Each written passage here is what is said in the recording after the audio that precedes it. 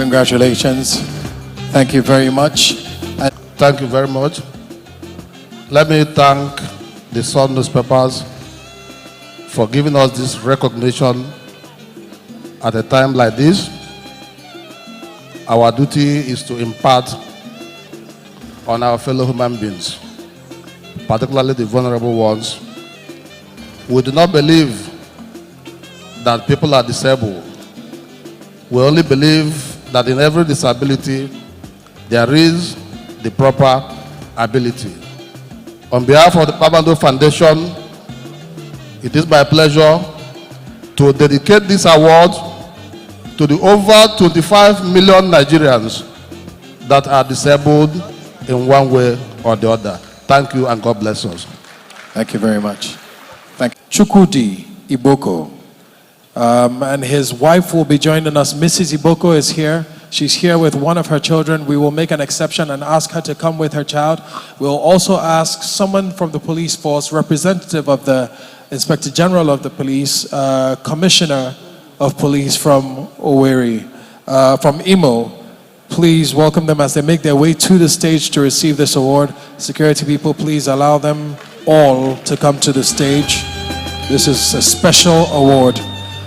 For those of you who are not aware about this story, you may have watched the video online sometime earlier this year. He was stationed in Imo State. He had served in the force for quite a while and was stationed at the Imo State Command, where he was detailed at Zenith Bank as part of the protection detail. On an unfortunate day, armed robbers assailed against Zenith Bank, and without flinching, without ever considering running away, which he could have, without ever considering hiding, one man with his colleague, two men, engaged about 5 armed robbers. And in the process, though he managed to stay the attack and stop the attack they had planned on the bank, and also gunned down one of the armed robbers, in the process he lost his life. And we would like to honor him and everyone else who serves at the battlefront in Nigeria with this particular honor. Ladies and gentlemen, please join us as we give a rousing round of applause to Sergeant Chukwudi Iboko, who gave his life for the protection of others, leaving behind a wife and children.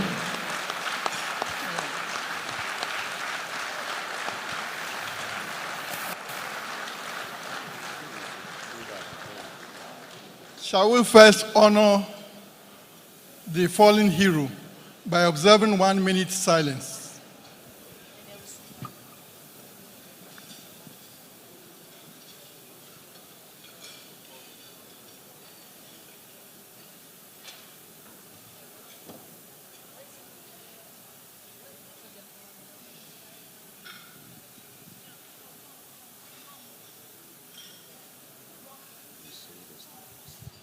May his gallant soul rest in peace.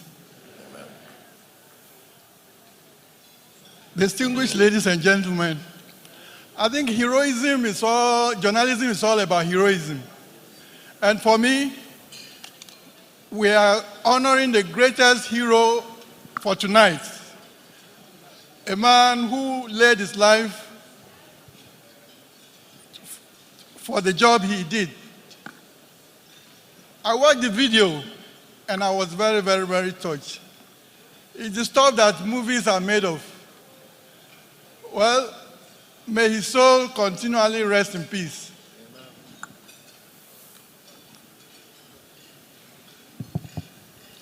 Amen. Madam, your husband is a hero.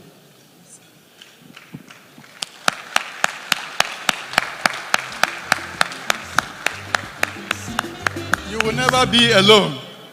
In Jesus' name. Amen. On behalf of the Sun, we would like to present you this. And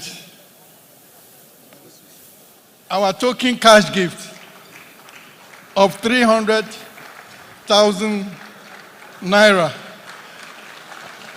I'm sure there are great men, millionaires here, who are going to give you more tonight. So the floor is open to whoever will honor this great man. The Senate President, are you there? Come up and say something.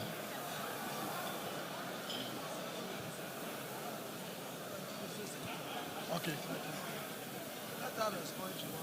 Congratulations. We'll allow the recipient to speak. Give it to my son.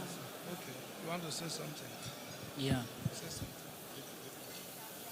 Say something. Come on. I want to use this opportunity to say thank you to the Sun newspaper. 1 second. I have been asked to hold on by the publisher. I believe he would like to say a few words as well. Apologies for the interruption, sir.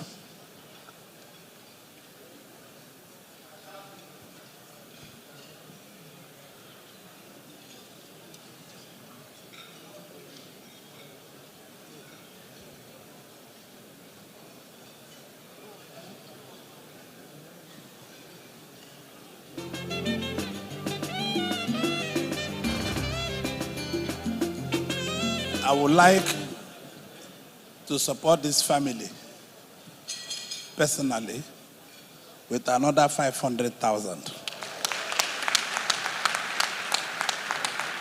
And the Senate President also told me that he will send one of his people now to send another 500,000.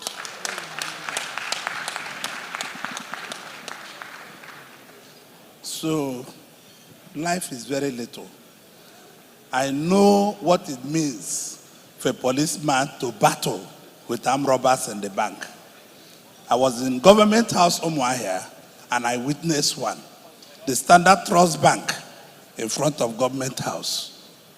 I nearly lost my life because I went with the police to battle them. Because if they have succeeded in 2005, it means they can come into the Government House. And we battled them and chased them away. I congratulate you, madam. Your husband is alive, not dead, because he's a hero of the gun, he's a hero of the people, he's the hero of the police force. I use this opportunity to tell the governors here, seated, that all policemen serving in their state should be insured.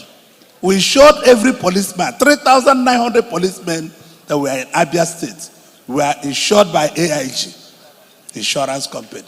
Insured them. So by now, some don't need to give this woman 300,000 naira. By now, the insurance company could have given 10 billion naira to this woman. We did it and it worked. And this is why when we were in Abia, it was free from crime. Try it, it works. Please, governors, insure there are few.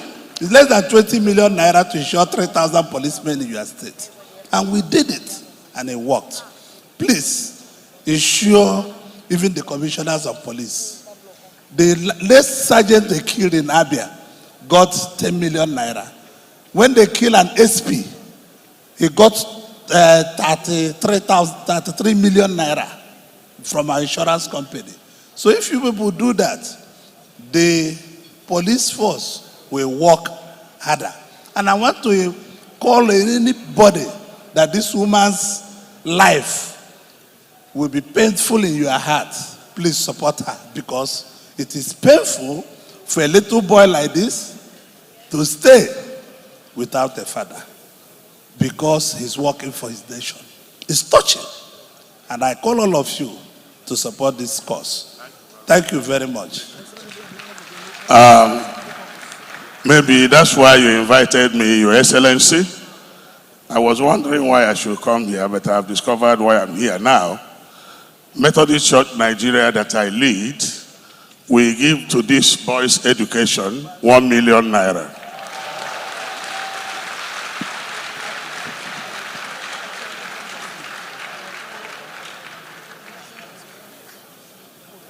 I've just been asked that it's just been mentioned that the Excellencies, our distinguished guests, ladies and gentlemen, on behalf of the Inspector General of Police, I wish to express our delight and gratitude to the Sun Publishing Limited, publishers of Sun newspaper, for this unprecedented, unique, and yet very humbling gesture. If it was a matter of choice, I am sure out of all the awardees, we would want Sergeant Chukwudi Iboko to take his plaque alive. But it's not a matter of choice. It beckoned and he gave his best shot. There are several Chukwudi Ibokos out there, living and dead, who do great jobs in this country. Today is Chukwudi. Tomorrow it may be some other person. The institutions need to be capacitated. The banks need to have operational points for security officers that are well fortified. They don't need to be feeble. They don't need to be flimsy. They need to be fortified so that it becomes the first direct insurance to operatives. Secondly, and very, very importantly, Zenith Bank has tried their best. They have done very uncommon things at the wake of the incident. But if Chukwudi Iboko Jr. and his siblings don't get to the top, we still have a lot of work to be done. We are happy that out of the 4-man gang that went for that robbery, all of them have been arrested.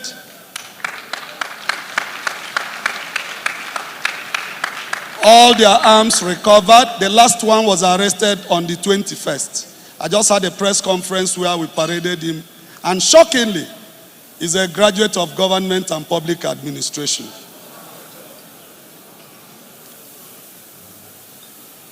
There are many Sun newspapers out there. This is a wake-up call. So that this sorrowful moment for this family will turn to a joyous moment. Thank you very much. We appreciate all of you.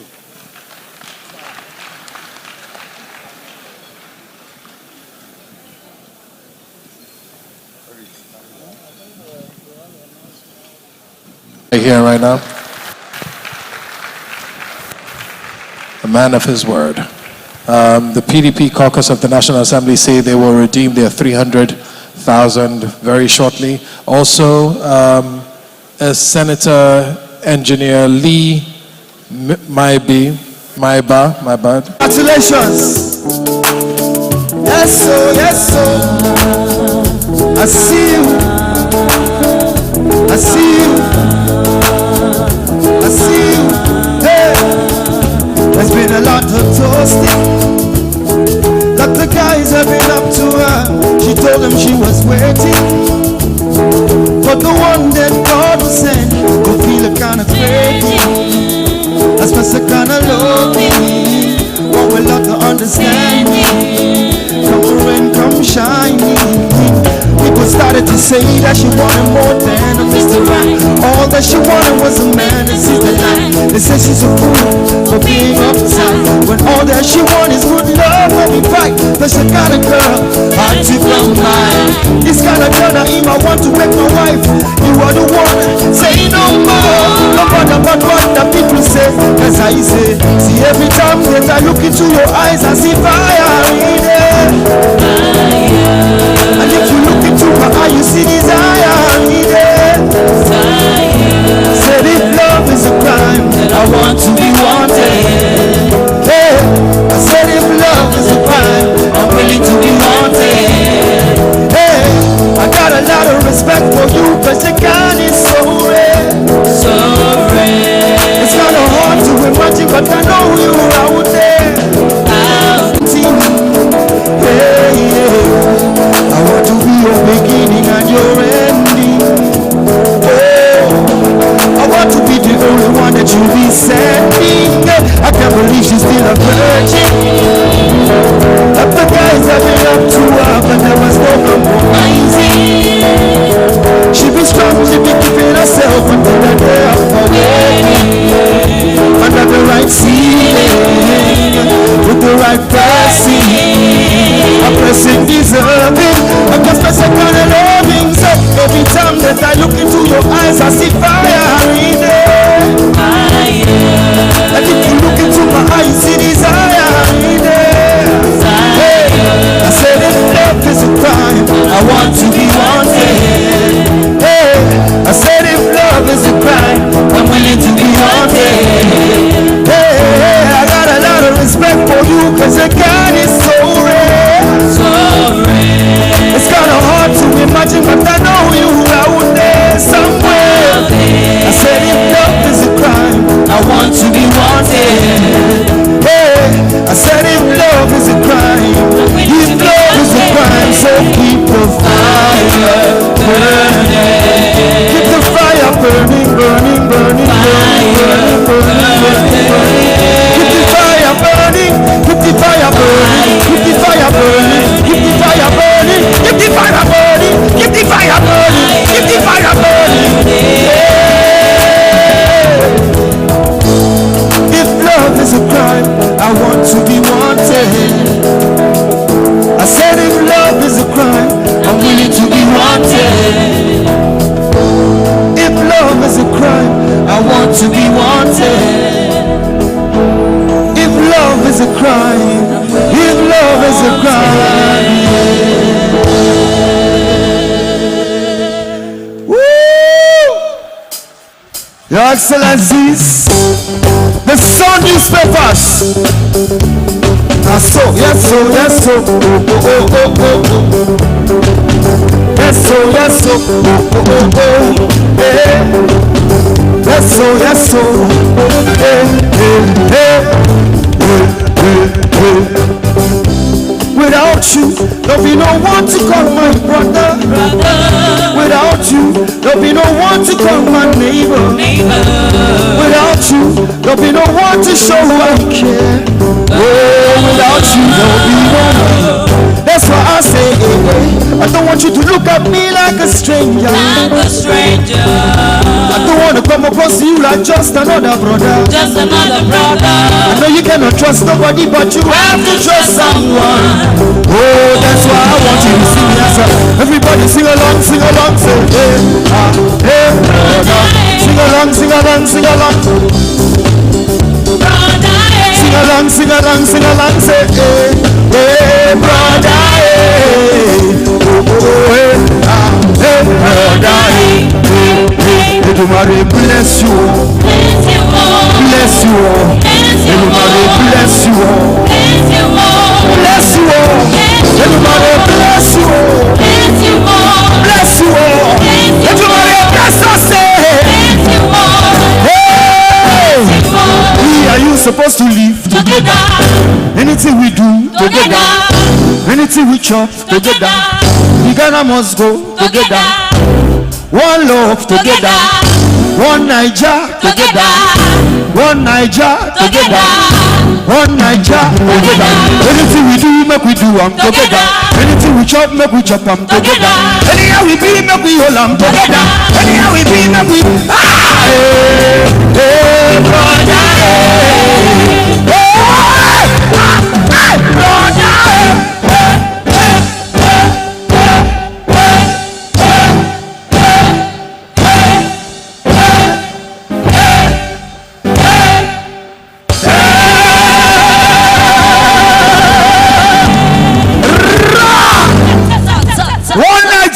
man. It's not a small thing. Proud of this land, man. Too proud of this land. Not see the apple. But I go crazy, but I go crazy. Oh, crazy more. Hey! The Sun newspapers. Hey! See? Someone crazy. I want to love you for my loving grace. Hey! Someone crazy. I want to love you for my loving grace. Hey! Oh yeah, oh yeah. Look, we start to do the Gaga shuffle. to do the gaga shuffle. Make you start to do the gaga shuffle. Hey, start to do the gaga shuffle. Hey, come, come. Now so, come, hey, I no go lie for you. I want to tell you truth. Anyhow, when they think they do you, make you know say they do many other people do. I have left today. Many people need psychiatric doctor today. So make we fire, make we pull up, make we ready for the turn up. Everybody start to feel like, hey, go baby, follow me, go now. Follow me, go, make we start to the run. Anyway, we gonna start it like that. Hey, hey.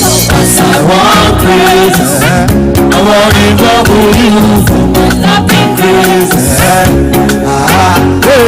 Yes, I want praise. I want to involve you for my loving grace.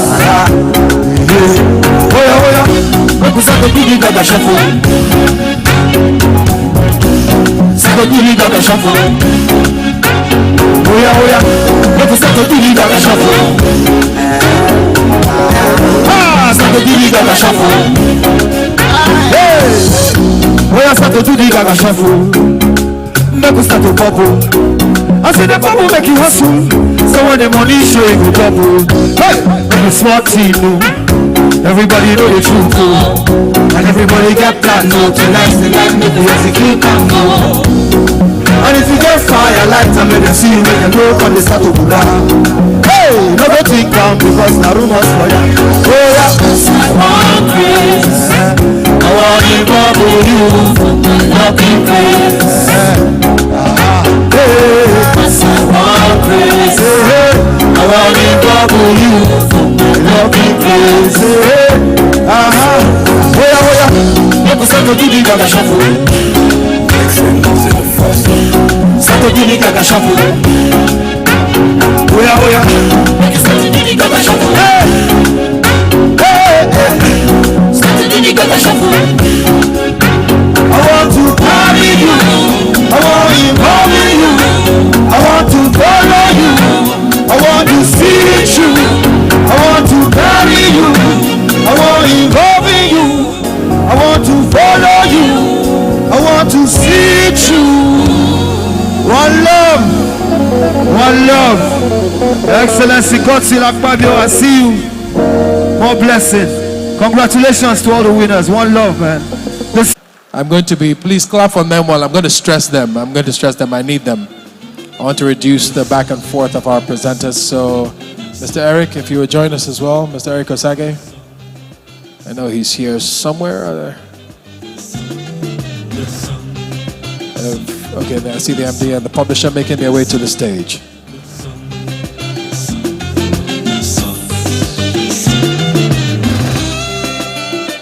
Thank you. Thank you, sir. I only have the one. I'll hand it to you once I've called the categories. I call the governor of Gombe State to come with me.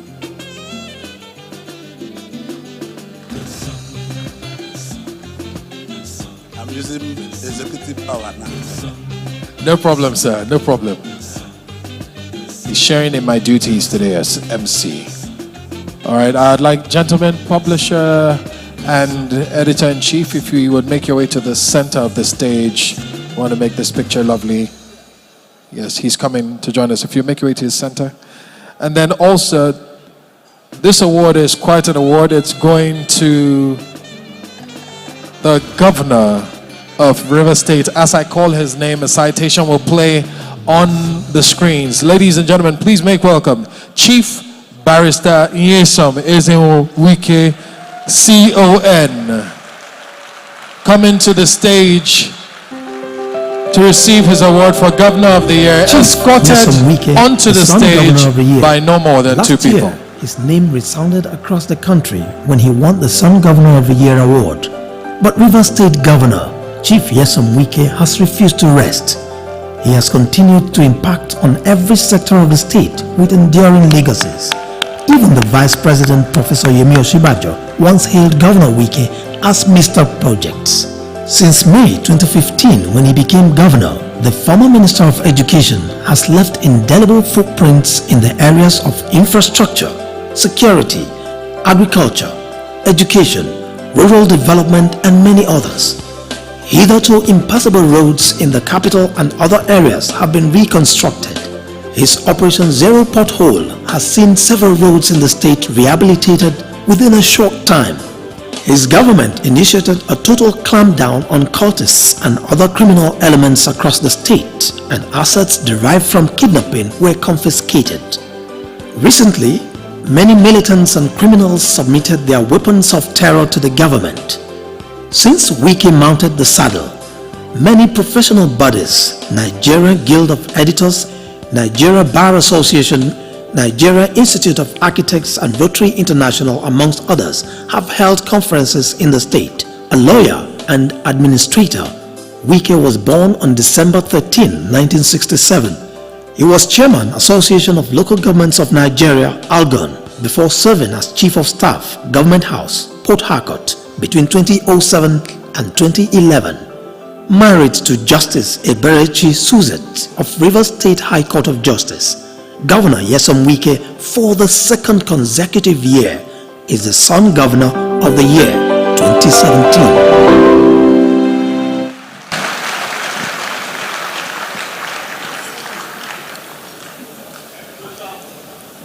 One by one now. Your Excellency and Her Excellency, let me use this opportunity to appreciate you for the good work you are doing for people of Rivers State. I heard somebody all over the radio, 2017, for the second time you are winning it. Governor Akpabio wanted this award for second time. He nearly made it, but at the board level we vetoed the editors. But at the board level I was not there that day. If I was there, I could have vetoed them for you. But when I was in the United States, the award was already given to you.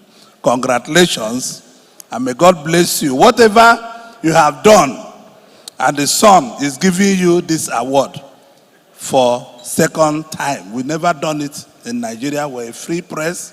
We are for the people. We are not for you.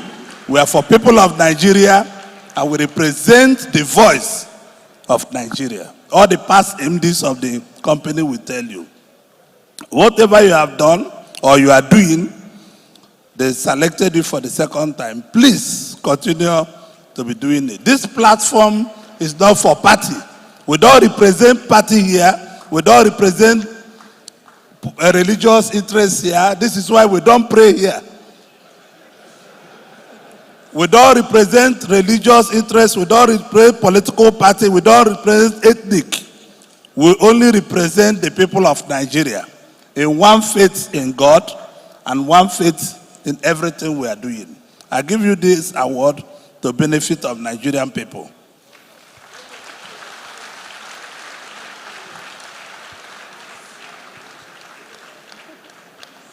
Congress.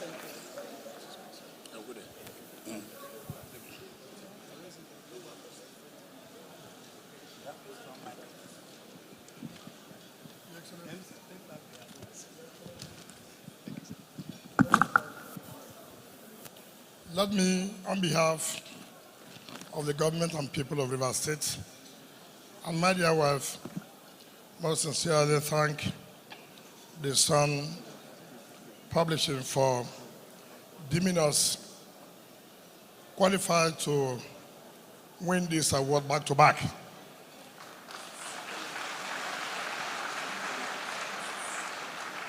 Let me also plead with the publisher or the chairman not to veto, allow the will of the board to prevail.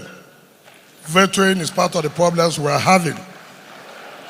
If the board has decided that this is the person that is qualified, please do not veto. Because I'm sure, by the grace of God, next year we'll come back and we'll still be the Sun Governor of the Year 2018. But frankly speaking, I thank you and assure you that you will not be disappointed that you gave us this award. We will continue to work for the people of Rivers State and for Nigeria. I dedicate this award to Rivers State and to my beautiful wife, who has always stayed 24 hours, not seen the husband for more than 2 hours. Thank you, and God bless you.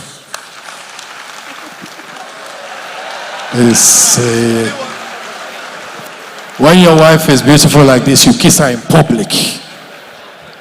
Bukola Saraki's political trajectory is one of immense vitality and intriguing wrap-ups. This former governor of Kwara State has woven a political dynasty that outweighs that of his father, the late Oloye and acclaimed strongman of Kwara politics, Chief Olusola Saraki. As one-time chairman of the then influential Nigeria Governors Forum, NGF, he had a stamp of authority and guts on the group. His intricate worship as Senate President is a thriller of a storybook written in all its dramatic forms. We would like Saraki's political career is filled with immense awe. Senators, please, let's be orderly. Sunshine. He is an equation Let's lead by example, senators. Formidable oppositions with the courage of a Trojan. The Senate started as an unsure entity at its inception in June 2015, but he has built it into a rock-solid front. Despite the rolling barbs of intrigues, he has effectively kept the presidency on his toes, having carved an image of progressive politics. He has also ensured the stability of the polity, operating in an environment where executive-legislative face-offs have become a pastime. Saraki has stiffly walked over several landmines, crushed pitfalls that seem to threaten his reign. He has burrowed like a cricket, sojourned like a fox, and overcome like a domino spirit. A medical doctor, he resonates with John C. Maxwell that you don't overcome challenges by making them smaller, but by making yourself bigger. The Senate President, Dr. Olusola Saraki, is winner of the Sun Outstanding Politician of the Year Award 2017. Okay.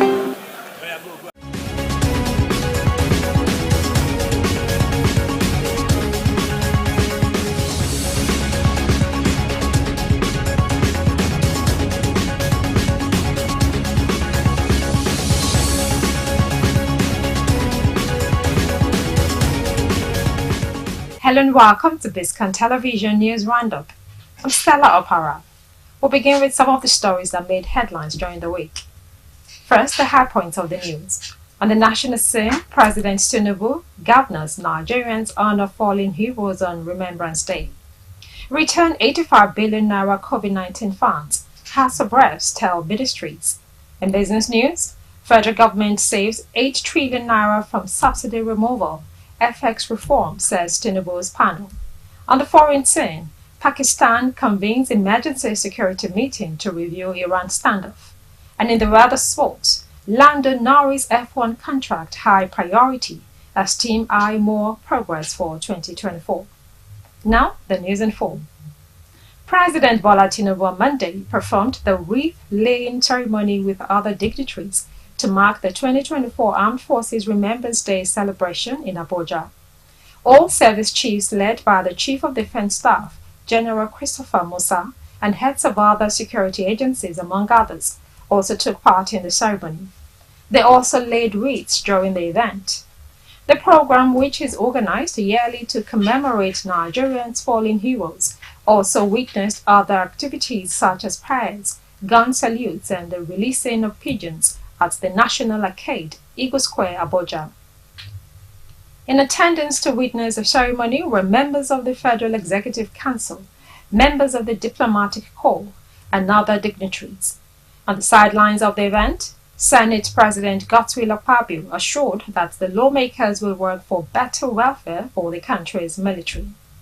Across the country, state governors and other dignitaries also performed several rites to mark the day. It was in the news on Tuesday that former President Muhammadu Buhari said he remains committed to the leadership of President Bola Tinubu and his party, the All Progressives Congress. Buhari stated this at the book launch titled Working with Buhari and Muhammadu Buhari, The Nigerian Legacy, 2015 to 2023, volumes 1 to 5, which focused on his 8 years in office. The book was written by his former special advisor on media and publicity, Femi Adesina.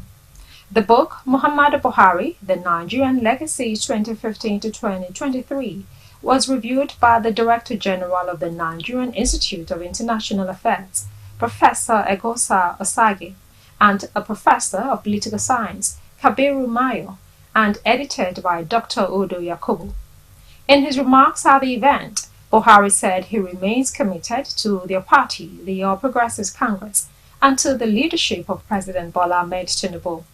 Among those in attendance at the event were President Bola Ahmed Tinubu, former Vice President Yemi Osinbajo SAN, former Head of State General Yakubu Gowon, former Minister for Aviation Hadi Abubakar Sirika. Now on Wednesday, the Independent National Electoral Commission (INEC) published the final list and personal particulars of candidates for by-elections. This was contained in the statement signed by the National Commissioner and Chairman, Information and Voter Education Committee, Sam Olumekun. The by-elections will be held on February 3, 2024, across 9 states of the Federation, covering 2 senatorial districts, 4 federal constituencies, and 3 states. According to Olumekun, the particulars and final list of candidates were published in the Commission's state offices. The Commission appealed to Nigerians to scrutinize the personal particulars of the candidates. Also on Wednesday, President Bola Tinubu ordered the National Emergency Management Agency, NEMA, to work with the Oyo State government to offer immediate and comprehensive relief to victims of an explosion that rocked Ibadan on Tuesday. The explosion, which took residents of the Oyo State capital by surprise, left 5 persons dead and about 80 injured. It also destroyed several buildings, vehicles, and other properties.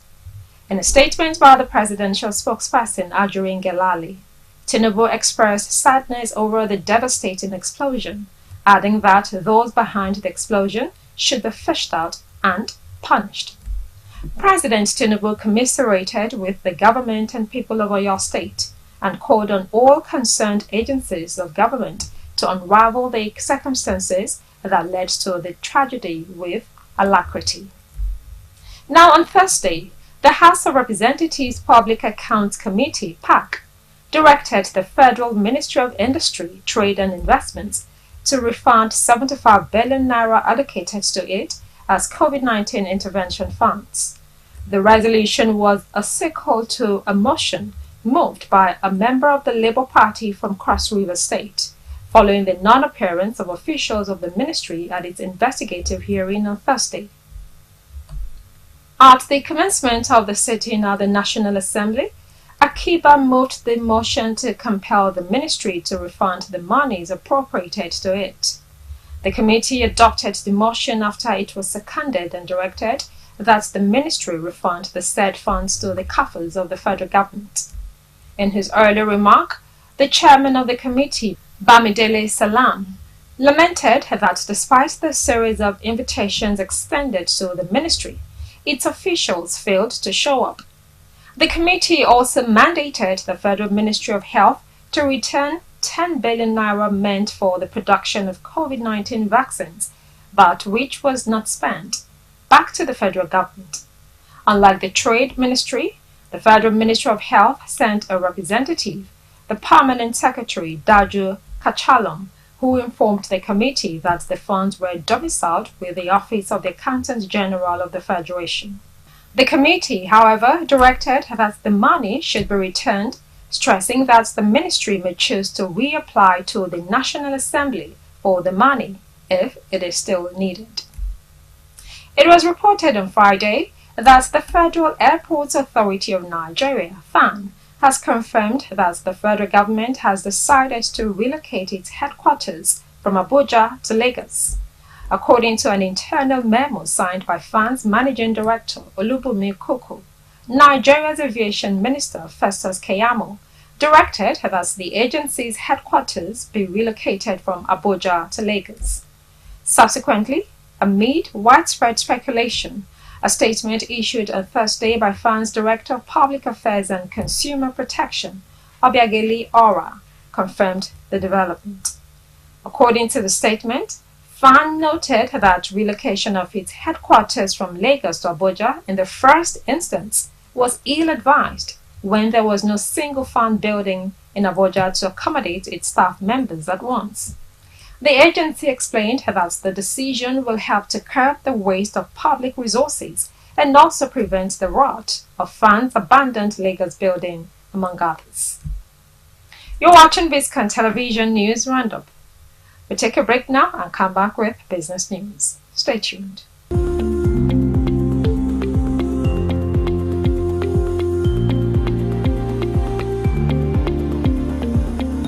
Welcome back. If you're just joining us, you're watching Biscon Television News Roundup. Now to business news. The Nigerian National Petroleum Company Limited said it has in the past 1 week uncovered no fewer than 83 illegal refineries in the Niger Delta. The NNPCL disclosed this on its X handle on Tuesday as part of its war on crude oil theft, saying 15 illegal pipeline connections were also discovered within the same period. According to a video shared with the Post, it was disclosed that between January 6 and 12, a total of 211 incidents of oil theft and vandalism were reported. The company said illegal connections were also removed and repaired along the central corridor in the Niger Delta, while 7 illegal storage sites were uncovered in Akwa Ibom State, where buried drums of crude oil were uncovered. Now, it was reported on Wednesday that the chairman of the Presidential Fiscal Policy and Tax Reforms Committee, Taiwo Oyedele, said the federal government will be saving 8 trillion naira annually from the fuel subsidy removal and exchange rate unification policies. Oyedele spoke during a panel session at the Lagos Chamber of Commerce and Industry 2024 Economic Outlook and Budget Analysis. He said it was critical for the government to spend the amount saved from the 2 policies to ameliorate the suffering of the average Nigerian. According to Oyedele, there is an urgent need to create digital opportunities for the teeming youthful population because Nigeria has enough capacity to generate $20 billion annually from the technology sector. Hinting on some of the recommendations the panel has made to the federal government, Oyedele said there was an urgent need to promote exports, including services and intellectual property. On Thursday, Vice President Kashim Shettima implored African leaders to work towards ramping up the total $3.1 trillion gross domestic product of countries on the continent, amounting to a paltry 3% of the overall global GDP. The Vice President, who gave the charge during the African Economy of Scale plenary on the sidelines of the World Economic Forum in Davos, Switzerland, regretted that African trade was still hovering around 3% of world trade. In his brief remark at the event, held at Kopak Village, Davos clusters, Shettima pointed out that for this reason, Africa is considered by top analysts in the world as a growing economy in dire need of investments and infrastructure. He urged them to run faster and purposefully to catch up with the rest of the world in eradicating poverty on the continent and prove that the continent could be a significant contributor to world productivity that can integrate better with the rest of the world in an age when artificial intelligence and machine learning are redefining human interactions and existence. Now, on Friday, Godwin Emefiele, the ex-governor of the Central Bank of Nigeria, pleaded not guilty to the amended 20-count charges filed against him by the Economic and Financial Crimes Commission. The embattled ex-CBN governor, who is facing charges relating to procurement fraud amounting to 1.2 billion naira, was arraigned at the Federal Capital Territory High Court in Maitama, Abuja on Friday. The EFCC on Thursday filed an amended 20-count charge against Emefiele before the High Court. The charges, which were originally 6 counts, were expanded to include offences such as criminal breach of trust, forgery, conspiracy to commit forgery, procurement fraud, and conspiracy to commit a felony. The EFCC alleged that the embattled former CBN governor used his position to confer corrupt advantages in awarding contracts. The trial was adjourned to the 12th and 13th of February. You're still watching Biscon Television News Roundup. Coming up next is Foreign News. Stay tuned.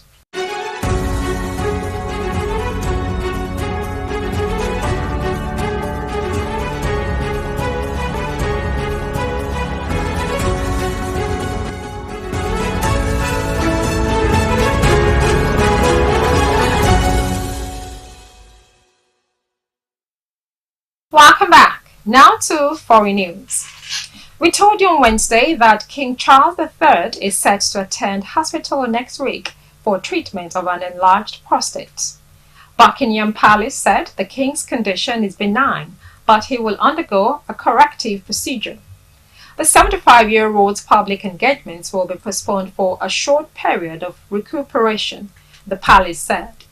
The announcement came shortly after it was revealed the Princess of Wales is in hospital after undergoing abdominal surgery.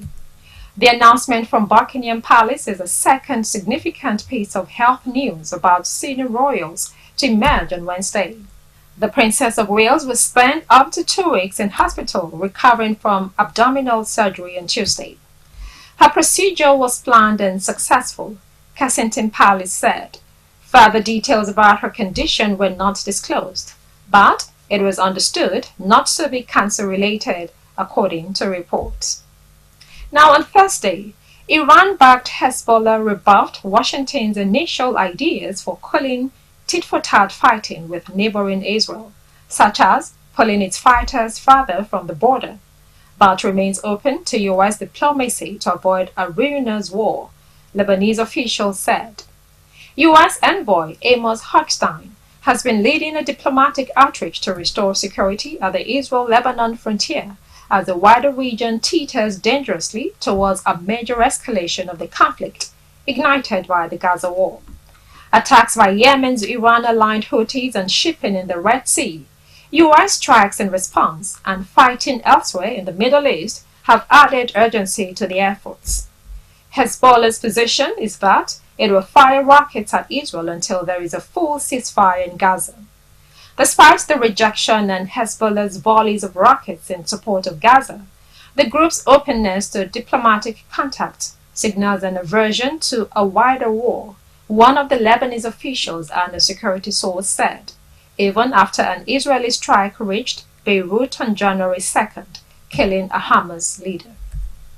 In another report on Friday, Iran's actions, which prompted global criticism, necessitated a joint security review by Pakistan's leaders to address escalating tensions in the region. Pakistan's top civilian and military leaders will carry out a security review regarding the standoff with neighboring Iran, the information minister said, following Iran's strikes on the country and Pakistan's retaliation. Pakistan's Thursday strike on separatist militants inside Iran were a retaliatory attack 2 days after Tehran said it struck the bases of another group within Pakistani territory. Iran's strikes have sparked global criticism against the country, perceived as destabilizing the region. Tehran also hit Iraq and Syria this week, which led Baghdad to file a complaint with the United Nations Security Council. Caretaker Prime Minister Anwar ul-Haq Kaka will chair a meeting of the National Security Committee at which the review is to be done, with all the service chiefs in attendance. It aims at a broad national security review in the aftermath of the Iran-Pakistan incidents, the minister, Murtaza Solange, said on Friday. The tit-for-tat strikes are the highest-profile cross-border intrusions in recent years and have raised alarm about wider instability in the Middle East since Israel began its war on Gaza on October 7. The United Nations and United States have appealed for restraint, while China has offered to mediate between the two countries. You're watching Biscon Television News Roundup. Coming up next is Sports News. Stay tuned.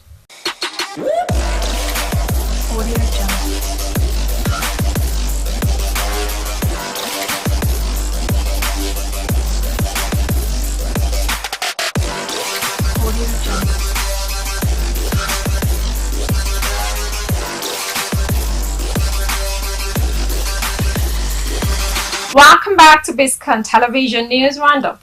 Now to the weather sport. It was reported on Tuesday that McLaren aimed to tie Lando Norris down to an extended contract beyond 2025, sooner rather than later, as the resurgent British team prepared to begin a new Formula One season, not seeing any diminishing return from the development path that propelled them up the field last year. As the team revealed their livery for a new season, they have high hopes for ahead of the launch of their actual new car, the MCL 38, on February 14. Chief Executive Zak Brown spoke to newsmen about Norris' future and the desire to tie F1's hot property to an extended term soon.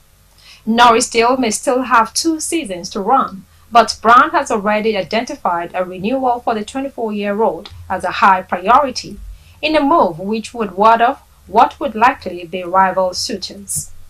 World champions Red Bull could be among them, given they have a seat open next to Max Verstappen for 2025, with Sergio Perez in the final year of his deal and under pressure after a disappointing 2023 report showed. Now, the Super Eagles of Nigeria on Thursday boosted its credibility as one of the favorites to lift this year's Africa Cup of Nations, following a 1-0 win over host nation Ivory Coast. Defender William Troost-Ekong gave the Nigerian team a 1-0 lead from the penalty spot in the 55th minute after striker Victor Osimhen was bundled by Ivorian defenders in the penalty box. The Eagles matched the firepower of the host country in the game, which was a contrasting performance from the one against Equatorial Guinea last Sunday. Before the goal, both teams have had their chances, with the Nigerian team being the most wasteful in front of goal. Following a draw performance against Equatorial Guinea last Sunday, Nigerian fans feared that the Eagles might not make it past the group stages, but the display against the Elephants on Thursday raised hopes for a solid outing in Ivory Coast. Also on Thursday, Emma Raducanu crashed out of the Australian Open after China's Yafan Wang beat her in 3 sets, as the Briton struggled with sickness at the end of the match. Raducanu, who made her return to tennis 2 weeks ago, after missing most of the 2023 season to have 3 surgeries, matched her last second-round runs in Melbourne from the previous 2 years. She fought back for a set and a breakdown to force a deciding set, but struggled physically, and Wang took advantage to win 6-4, 4-6, 6-4, and book a place against compatriot Tiwen Zhang, who had earlier beaten Katie Bolter in straight sets. There is now no more British representation in the women's singles. Raducanu came into the tournament stating she was a better player than before her surgeries, and looked good in her straight set win over Shelby Rogers in the first round. However, she will be concerned about her fitness and the lack of power from her forehand, which was a big strength when she won the 2021 US Open title. You're watching Biscon Television News Roundup. We'll take a short break now to bring you entertainment news. Stay tuned. Hello and welcome to Showbiz Talk. I am Olakpeju Ajidagban. In the studio with me I have Sarah, and we're going to be talking everything showbiz today. And the first person we're going to be talking about today is Israel DMW, the staff Davido's of Davido's aide. Davido's aide, and he's saying that he's accusing his ex-wife of demanding 10 million naira in property, and for her to stay, to come back to the marriage. Because recently they had a split even before their first year anniversary. I mean, they've been having problems before now, and then why would she demand that kind of money to come back home? Well, Well, that's from him. We don't know if it's true. That's allegedly the criteria she's giving him, right? According to Israel JW, we don't know if it's true. We don't know, but it's according to him. That's what he's saying. So I don't know until I hear our own side of the story. I think that's when I will kind of like decide. You know, it was actually on the live also with Very Dark Man where he was talking about some girls from not so good backgrounds, from poor backgrounds, pressurizing their boyfriends or their husbands to like do more. I just feel sometimes it's just trying to like give them the hype to like want more in life. But at the end of the day, I think you should be on the same level with someone that is on the same path with you too. Some people just want to be average. Some people they are good where they are. They don't want to move forward. And I think it's best to know who you are with, and then be with somebody of like mind like you. Somebody that is also a go-getter like you. So if you're with a go-getter, it's quite simple and easy. But if you're with somebody that are just comfortable being where they are, they don't want to move up. They're just there. It obviously seems like being in one you're position. pressurizing them. Okay, and I feel most of these celebrities, especially in this Israel's case, we really do not know what is going on behind closed doors. That's what I said. So most of these stories, we at least need to hear from our own side and not judge on what Israel came out to say, or blogs carry and all like that. So it's to only be fair enough to at least hear our own side of the story, to know what's really going on and all. So that's all I have to say about that. And moving on to Casey wins 11.7 million naira. That was news we saw before we slept last night. And Ivory Coast with the match and the bet. He took a bet with Tenny and he won 11.7 million naira. As Nigeria Super Eagles defeat AFCON 2023 hosts Ivory Coast. Yeah, true. I'm excited for that victory. That's a good one. And the money, it's not my money, but I'm also excited too. No, it is even how that's a whole lot of money over just bet and all, and it just clicked like that. Yes. So apparently, if you was to bet to someone else for the next match, he might win again. So that's a plus for him. The next, we don't know.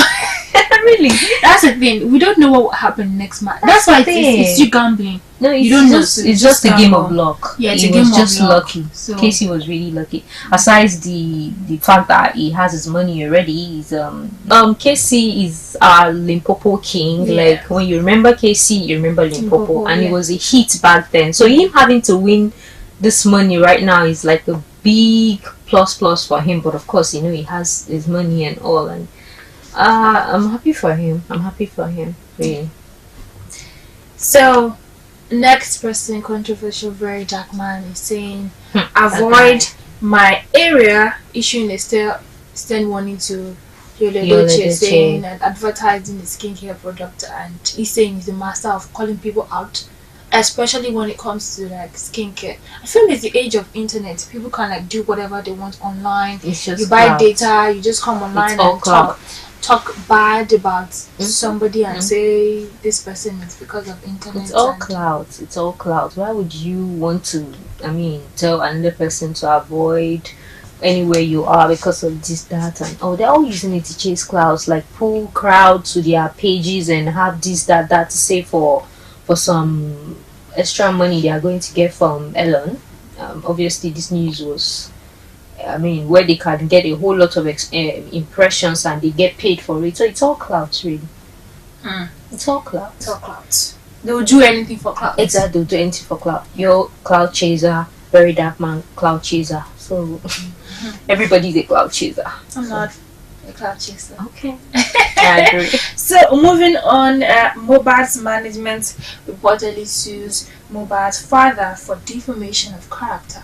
Interesting. Yeah, so it's not going to end anytime soon. I don't think it's going to end anytime soon. Interesting. And talking about the will, so the interview you had is talking about the son's will. I just think that they need to probably come to a decision on agreement. How the property would be shared or something like and that. And why is the father in particular after the properties?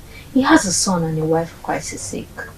That's what I feel, anyways. He has a son, he has a wife that needs to be taken care of. At least the little boy is going to grow old, go to school and all. There has to be some provisions for what he's going to be needing throughout his lifetime. So why is, I mean, the family of, I mean, all, let me say, all obsessed with his properties and his whatever money he has on ground or something? Yeah, I think being the breadwinner of the family, I think that's why the one that is, yeah. And it's and the man is claiming he's shocked that his 26-year-old son is, I mean, already has a will, and it's not possible. And he said, and he was also saying, he also said in the interview that, you know, it wasn't signed, it was thumb printed. Yeah, it was thumb printed and it wasn't real. Well, we'll just have to wait to see the outcome of that. Yeah, we have to wait to see the outcome of that. We have to, because this Mohbad case is a very, very sensitive one, very sensitive. Every circumstances surrounding his death, then what happened afterwards, before then, and all. It's really very sensitive, and I hope very soon there's going to be a light on the whole thing and it'll all be clear and everybody will just go settle down and let the poor widow take care of the child and be herself again. That's true. So sad. Really sad. So that's it for showbiz.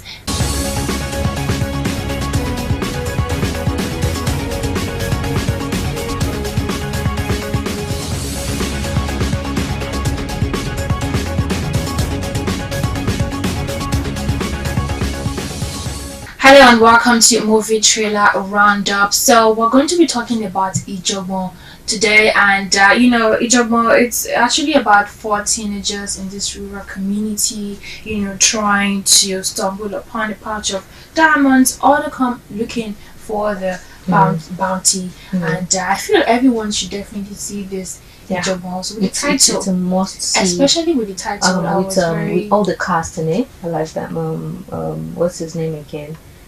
Femi Adebayo, yes, and the rest of them, Yemi Sholade, yes, and all great actors. Cast, yes, great actors. So everyone should really see Ijogbon. It's a must watch. It's a must watch. At least you can actually use that to while away time or wine this weekend and enjoy yourself with your families and so friends. Yeah, so obviously this is where the part where, you know, we're talking about the movie, and it gives you a kind of it gives you a directive where you know what to watch, because we're talking about it, and obviously it's a very interesting movie. I think everyone should see it, and the lesson itself. So I don't really want to bring the cat out of the bag. You don't want to be a spoiler. I don't want to be a spoiler. No spoiler alert here. So, but so you should also a lot of lessons to learn. The veteran actors in this movie, phenomenal actors, very interesting one. So Ijogbon is a must watch for everybody. True. Funke Akindele's A Tribe Called Judah. You know, the movie is everywhere. I saw that. It's amazing. I saw that. Funke Akindele is phenomenal, and she did a good job with the cast. I think all the cast were actually really exceptional, especially Timini Egbuson. You know, he would always play the bad boy role, this rich sports brat. Timini is a born actor. So. Yeah, so this time around the role was quite challenging, and I was thinking in my head, how is he going to switch from playing this sports rich bad boy to being a criminal? Yeah, so, you know, he's always a playboy, in movies, playing girls and all like that. So for him to have this very challenging role in A Tribe Called Judah, that's to tell you how versatile he can be in every role he's being given. Yes, that's a good one. Yeah. He did well. And the next movie we're going to review today is Slum King. This crime thriller. I really love the fact that everybody came together to, you know, tell the story of what happens in the slum. You know, it was fantastic. It was. I like the fact that Nigerian movies now are quite challenging. Yes. Everybody is doing something out of the ordinary, not just relaxing. And something every other person can relate with. Everyday happenings, everyday reality. Yeah, depicting what happens in the slum. Power, you know, it's a really good movie. I love it so much, and it just shows how, you know, ambitious people can be also. Yeah, so it's a very good one. It is. It's very good one. Interesting cast, interesting title. You all should really see Slum King. Definitely, of course. You all should see Slum King. Yeah. So we've come to the end of today's movie trailer roundup. Thank you for watching. Welcome back. And that's it on Biscon Television News Roundup. I'm Stella Opara. Thank you for staying with us.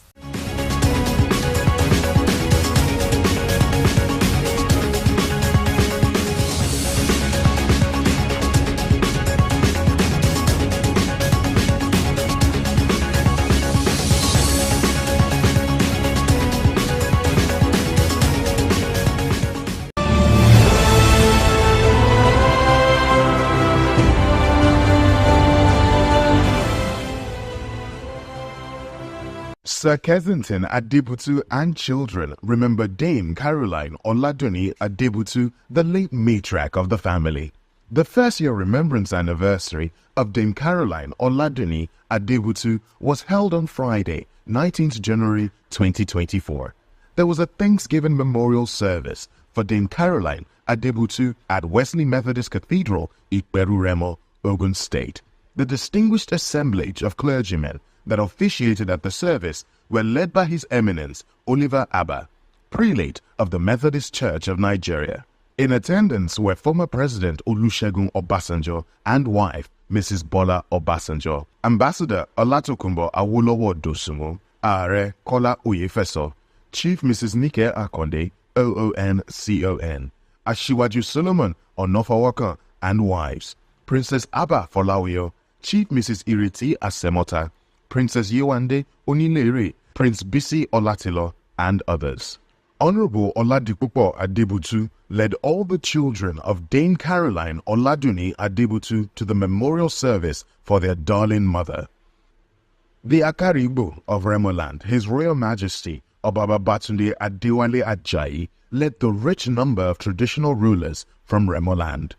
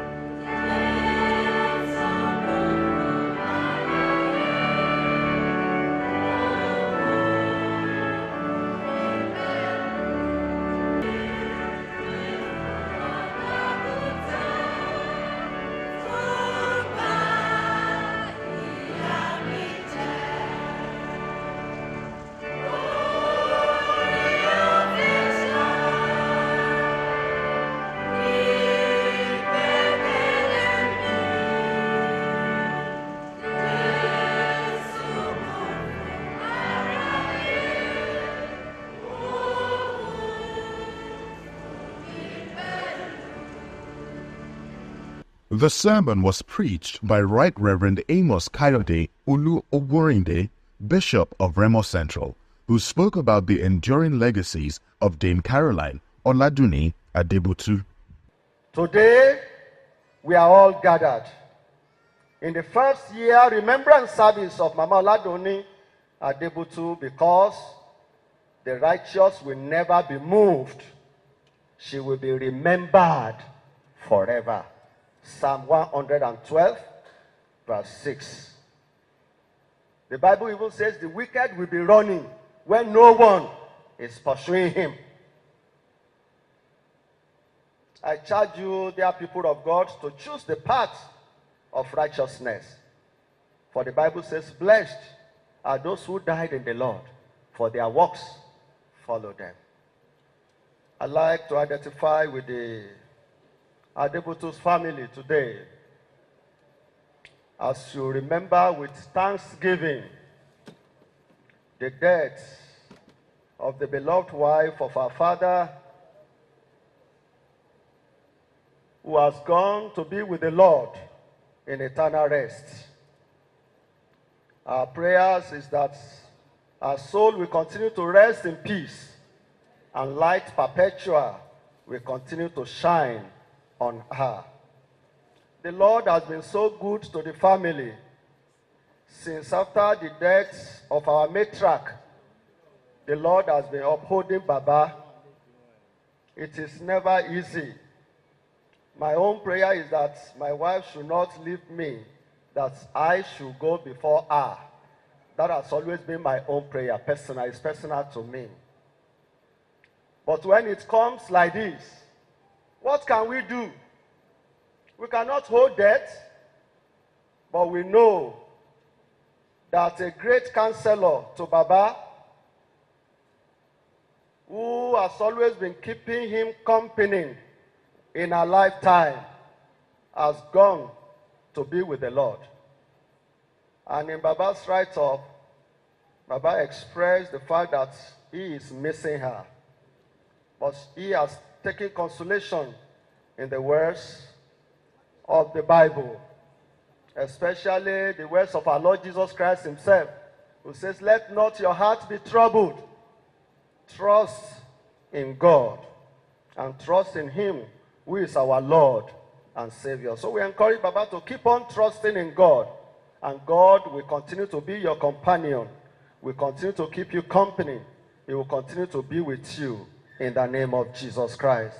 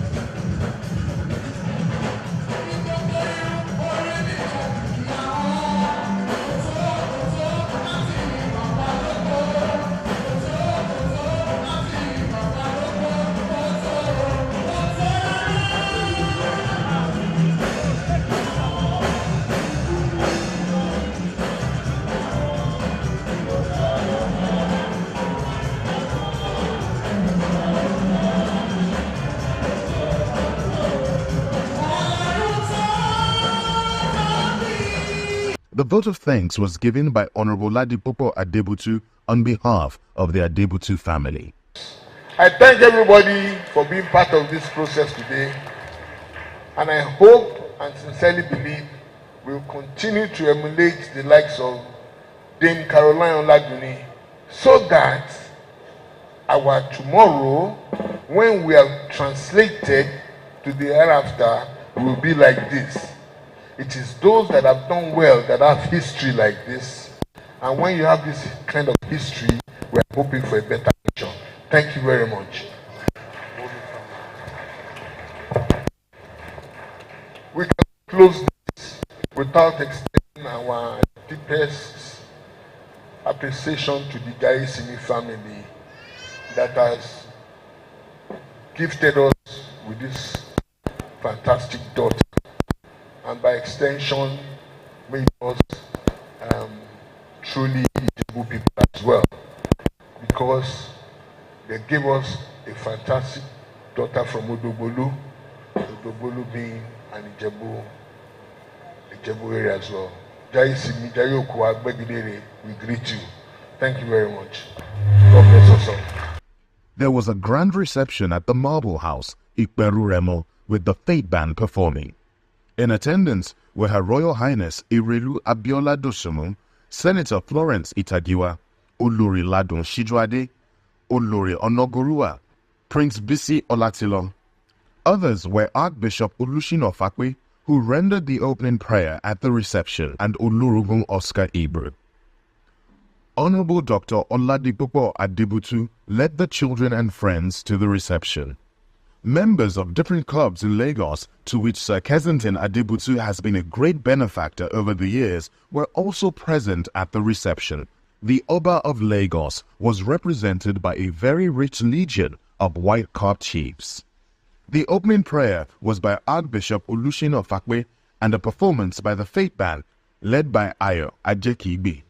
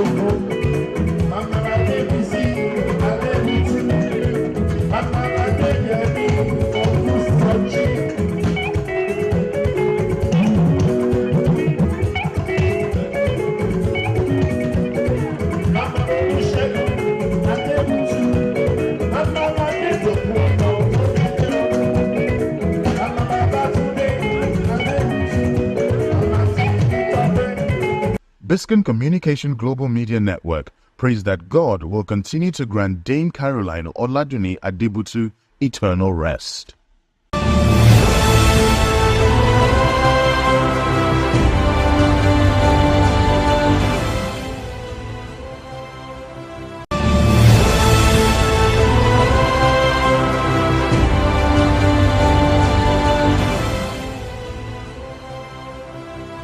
On Sunday, January 21, 2024, a thought-provoking lecture and interactive session titled Resetting the Global Agenda, the Role of India and the Global South took place at the Ultramodern Conference Center of the National Institute of International Affairs, NIIA, in Victoria Island, Lagos. The gathering included notable figures such as the DG NIIA, Professor Ehosa Osage, India's Minister of Foreign Affairs, His Excellency Dr. Subramanian Jaishankar, the chairman of the occasion, Professor Bolaji Akinyemi, Professor Pat Utomi, Irelu Abiola Dosunmu, Professor Femi Otubanjo, and other distinguished guests. Professor Bolaji Akinyemi, the chairman of the occasion and the former Minister of Foreign Affairs, expressed delight at India's enduring political and technological impact on global affairs. The guest speaker, His Excellency Dr. Subramanian Jaishankar, India's Minister of Foreign Affairs, delivered an elaborate lecture on resetting the global agenda, emphasizing India's role in advancing the global south and the world. Now, I refer to the non-aligned meeting, I speak of the G20, because in many ways they are examples, recent contemporary examples of the global conversation that we have. And this global conversation is actually focusing on the advancement of the global south, because without the advancement of the global south, we are not going to see planetary progress. But this global conversation, by its very nature, is constantly distracted.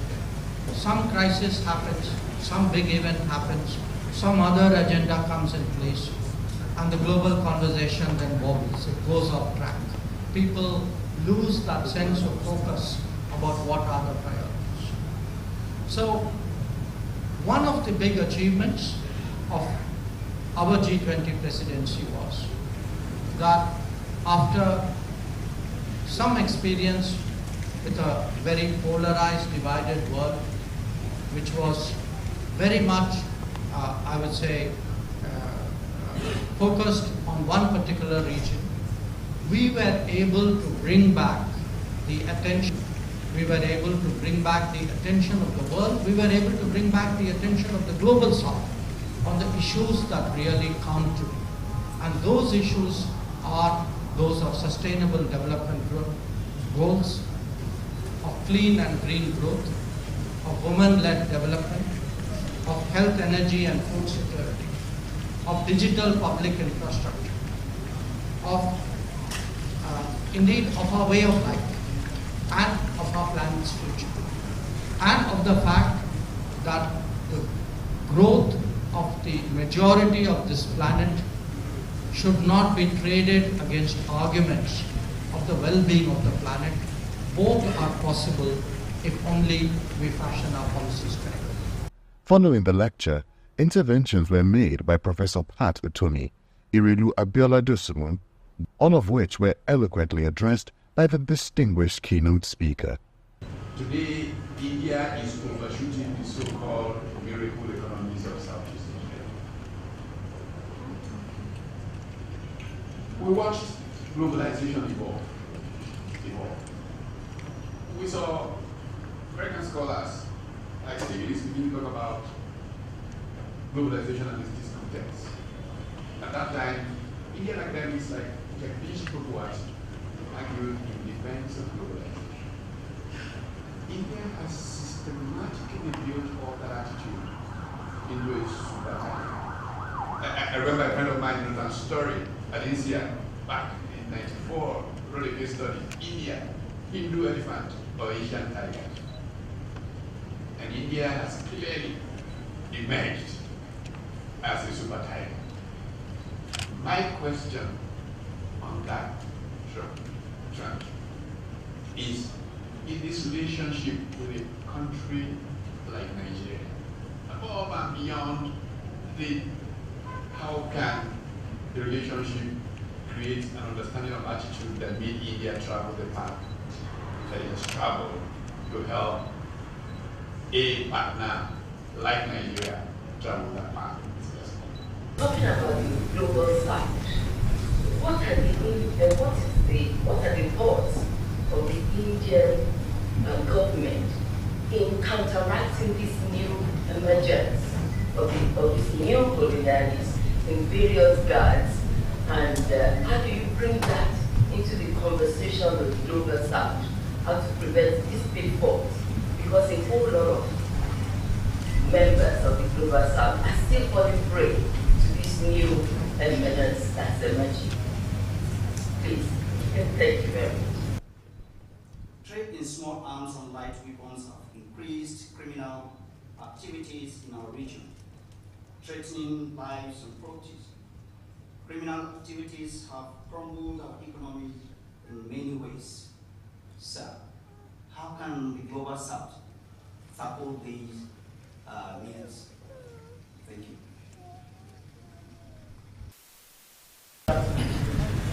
I think what has happened in India's case is it's not also that our path was always linear, predictable. We've had our ups and downs. Yeah. But what has certainly changed, I would say, in particular in the last 10 years. And I say this as someone who's been now close to almost nearing my 50 years in government, that in the last 10 years, in a sense, there's a certain leadership, there's a vision, there's a deployment of technology, there's an understanding of technology. There is a kind of a energy in the society which has been awoken and given channels to express itself.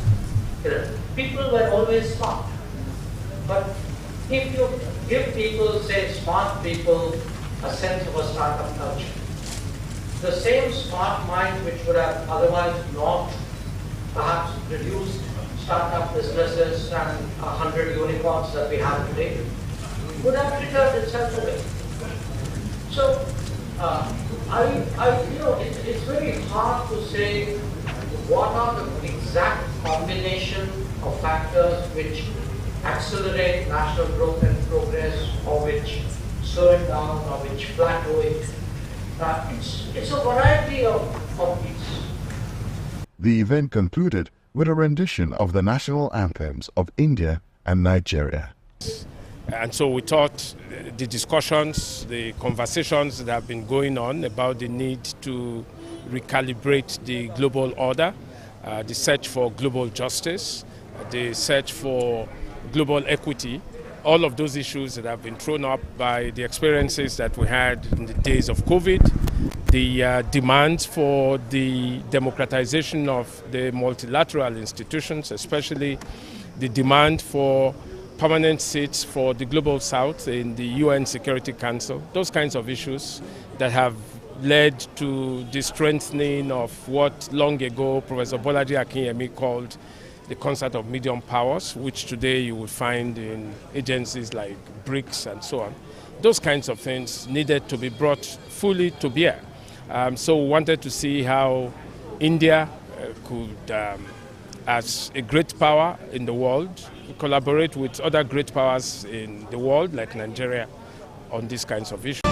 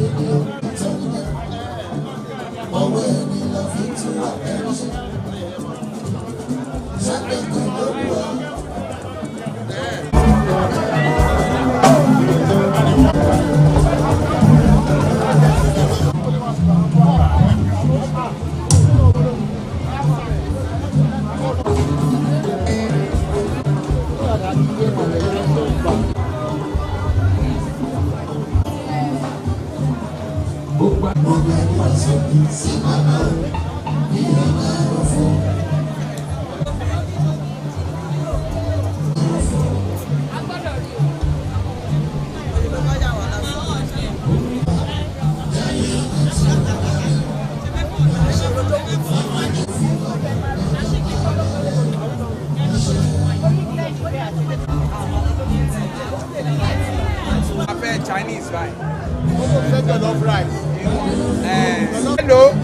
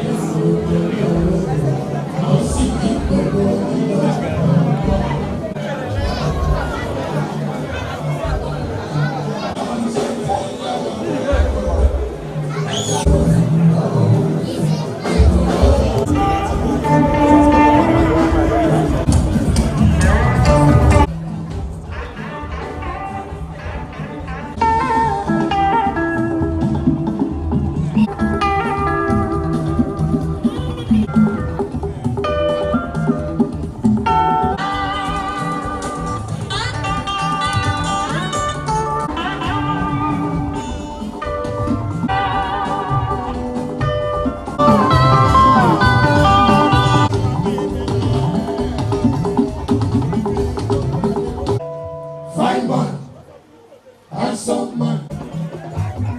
Wanogo.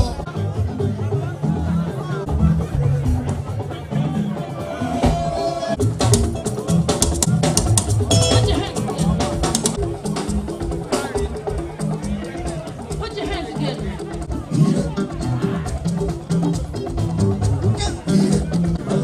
Oh, Fido.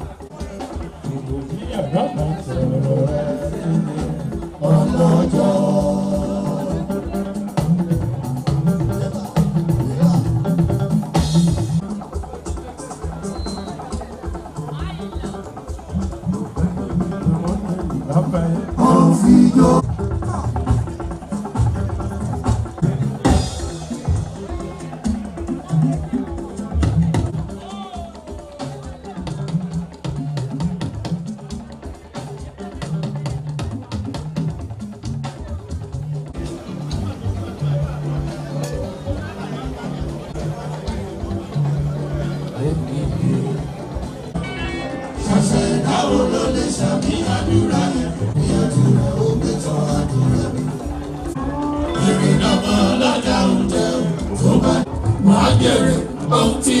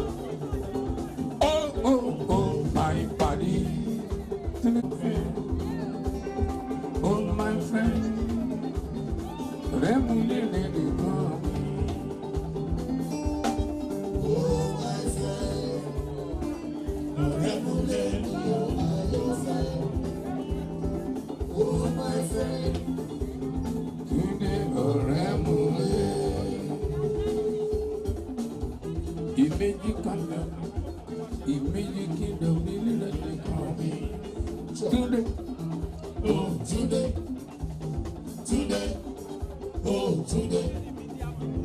Ìwọ bẹ̀lẹ̀ tó bẹ̀rẹ̀ títọ́ wọlé bẹ̀lẹ̀ lẹ́nu bá a ṣe lọ. Today, today, oh today, today, oh today. Ìwọ bẹ̀lẹ̀ tó bẹ̀rẹ̀ títọ́ wọlé bẹ̀lẹ̀ lẹ́nu bá a ṣe lọ. Máa ṣe lọ today, máa ṣe lọ. Ìgbẹ́rù mi ní máa ṣe lọ. Today, oh today, today, oh today. Ìwọ bẹ̀lẹ̀ tó bẹ̀rẹ̀ títọ́ wọlé bẹ̀lẹ̀ lẹ́nu bá a ṣe lọ. Ìrìnnì lóde.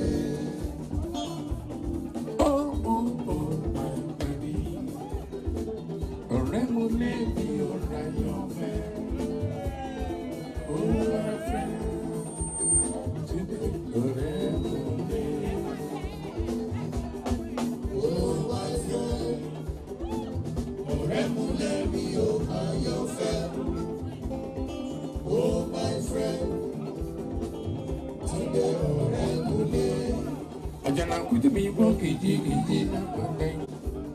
Sọ́pẹ́ ń bá fẹ́. Oníbàjẹ́ rọmú.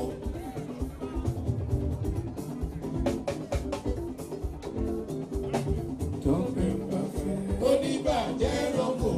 Àwòlúrawòlú lẹ́kùn ẹyẹ òkè. Wọ́n ṣe lára títí wọn ò rí bí bá wọlé. Òṣìkà ènìyàn ìrànà pàkó sáyé. Àṣà kan hùwà òun lásán ni kò láhùn gbé. Ló pẹ́ tí mi. Ọmọ ló kú bá òmùra. Tọ́pẹ́ tí kò ìhòòdù. Káfárá ọjọ́ ọjà. Àwọn ló kú bá òmùra. Ẹbí fún ẹ̀rù. Àwọn ló kú bá òmùra. Àwọn ló kú bá òmùra. Tọ́pẹ́ tí kò ìhòòdù. Káfárá ọjọ́ ọjà. Àwọn ló kú bá òmùra. Ẹ bá mi kí náà béèrè.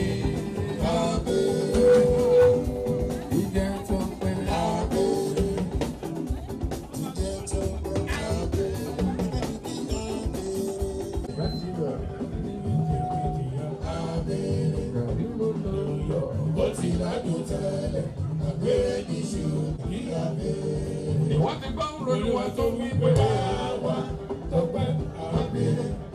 Wá Tọ́pẹ́ àbẹ̀rẹ̀. Ìgbèjì náà bá jọ olúwa kó sì bá kàmú lọ. Lẹ́gẹ̀ẹ́sà gbogbo gidi mẹ́ni gbọ́. Látòkì pẹ̀lú fáwọn lórí.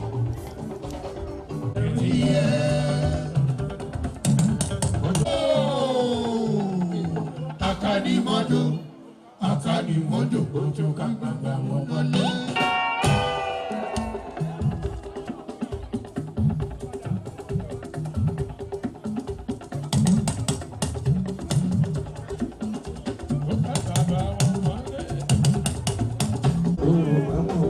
Ìwọ ò ní bá wọn lọ.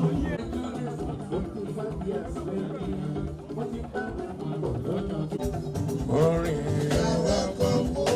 Bíbí lẹ́rìí yẹn. You're welcome. Èmi ọ̀gá Túndé. You're welcome. Àtùpà pálọ̀ Túndé. You're welcome. Èmi ọ̀gá mo ń bá lòdì. You're welcome. Ẹlẹ́rìí tọ̀wọ̀ Túndé. You're welcome. Ìgbà Túndé. You're welcome. Oníṣègùsí òyìnbó Túndé. You're welcome. Maureen. Mandenge pọ̀. Ìdájọ́ lè bá lọ́gà gbogbo sí. Kí lọ ní mo ṣe tán fi sọ̀rọ̀ ẹ̀dùn? Kí lọ ní o ṣe tán fi sọ̀rọ̀ àbọ̀sí? Kí lọ ní o ṣe tán fi sọ̀rọ̀ ẹ̀dùn? Káyọ̀sí o, kò tí kojú sí ẹ̀ṣẹ̀ lóore kojú. Alábòsí múra tíjó. Ọ̀tá lùlù rẹ̀ gan. Alábòsí múra rìn kiri. Ọ̀tá lùlù rẹ̀ gan. Alábòsí múra tíjó. Àdó wọ́n sórí kọ́mọ fẹ́ wọ́n ṣe. Ẹ̀mí kíkọ́. Ọlọ́run èdè ti dánú rẹ̀ fún pọ́npẹ́pọ́npẹ́. Àdó wọ́n sórí kọ́mọ fẹ́ wọ́n ṣe. Ọ̀pá kì í pa gbogbo. Ṣẹ̀gẹ̀rẹ̀ ọba nílé Oòduà, ṣé ni ó máa dùn? Mọ́ni bèbèrè ń gbé. Bèbèrè ń gbé. Mọ́ni bèbèrè ń gbé. Lórí ìdílé nílé.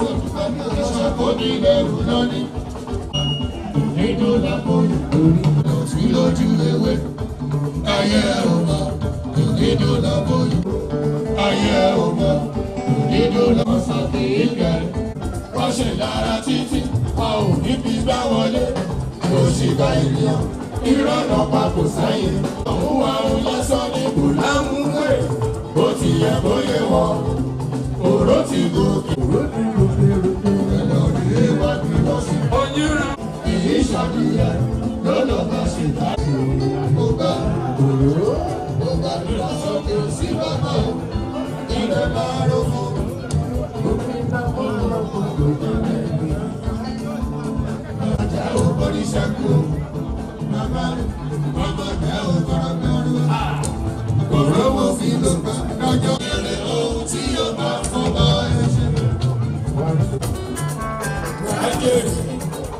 Why do you say money be as just ọmọ lọ́wọ́ rẹ̀ ìjáde ọmọ ní oṣù dá funfun aṣọ́nà àwọn ìgò ilé bàtà ìwọ rere ọmọ náà rẹ̀ lẹ́kùn rẹ̀ tù ẹ̀ṣọ́ máa kú lé ní ìdókò lẹ́lẹ́ ẹ̀ṣọ́ máa kú àwọn ọmọ lọ́wọ́ náà rẹ̀ o.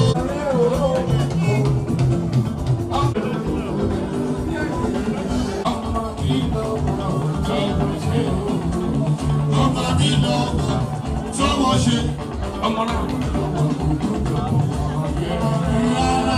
Ọmọ ìkó.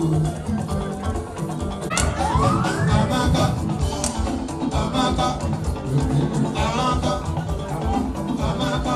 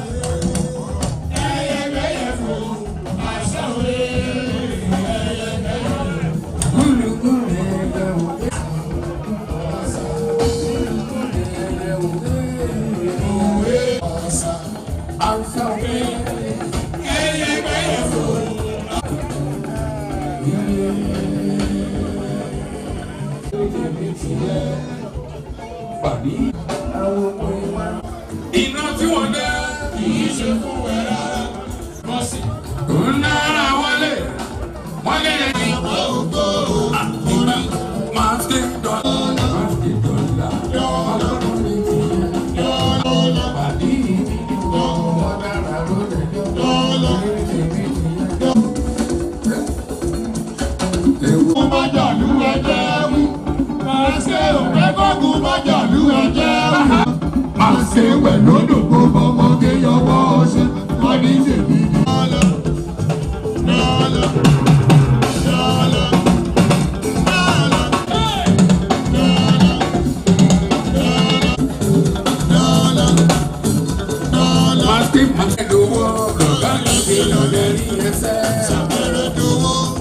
Sábẹ́rẹ́ lọ́wọ́ ọ̀gá mi tẹ̀lé sábẹ́rẹ́ dòwò sábẹ́rẹ́. ọ̀gá díje lọ mi. bẹ́ẹ̀rù bàbá wọn kò wí o. ẹ̀rù bàbá ṣe lọ mi. bẹ́ẹ̀rù bàbá wọn kò wí sọ. ẹ̀rù bàbá ṣe mi. ẹ̀jẹ̀ fò. dọ́là dọ́là dọ́là dọ́là.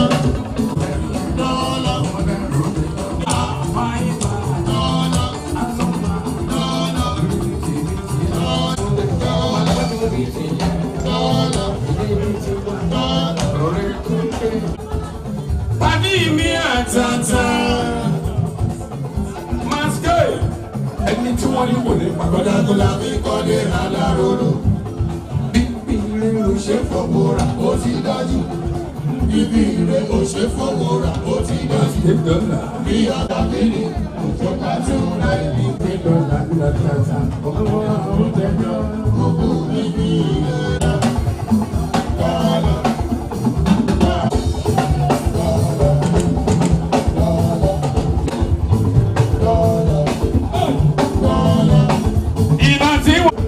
Àkèrè wọn dùn wọn náà fẹ́ fi lọ́lẹ̀ jáde o. Ohun tí fún wọn ṣe àyọ̀kọ́ ògo ogun orí lọ́lẹ́jọ́. Fẹ́mi.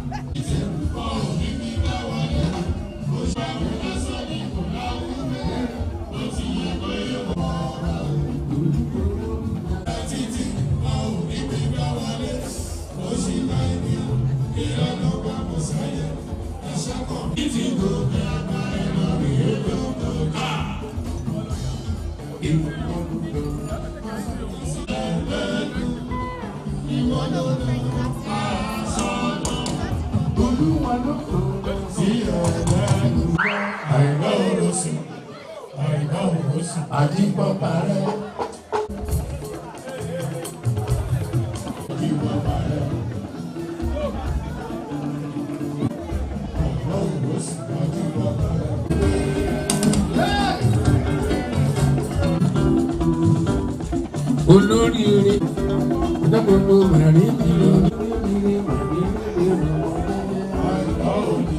òró mi tẹ́ àìná ìwọ̀n kì í ṣe yà owó ọmọ lọ́dọọdọ. Abara bí mo máa rọ̀ lẹ́ o. Èmi ti yẹ àfo.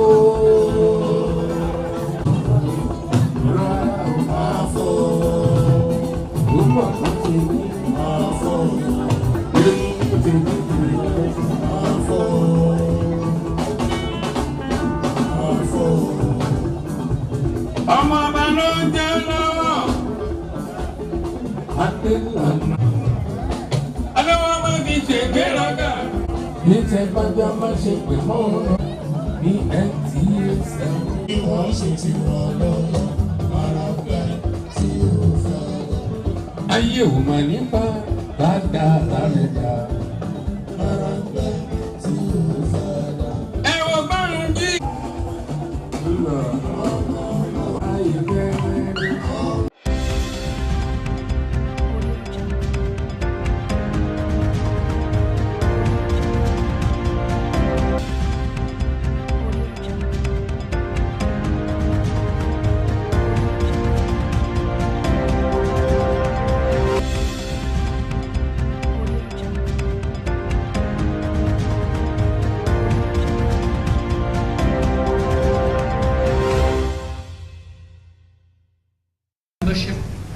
Admission of the African Union on a permanent basis. And I'm very proud to say that this was an initiative that was personally led by my Prime Minister, Narendra Modi.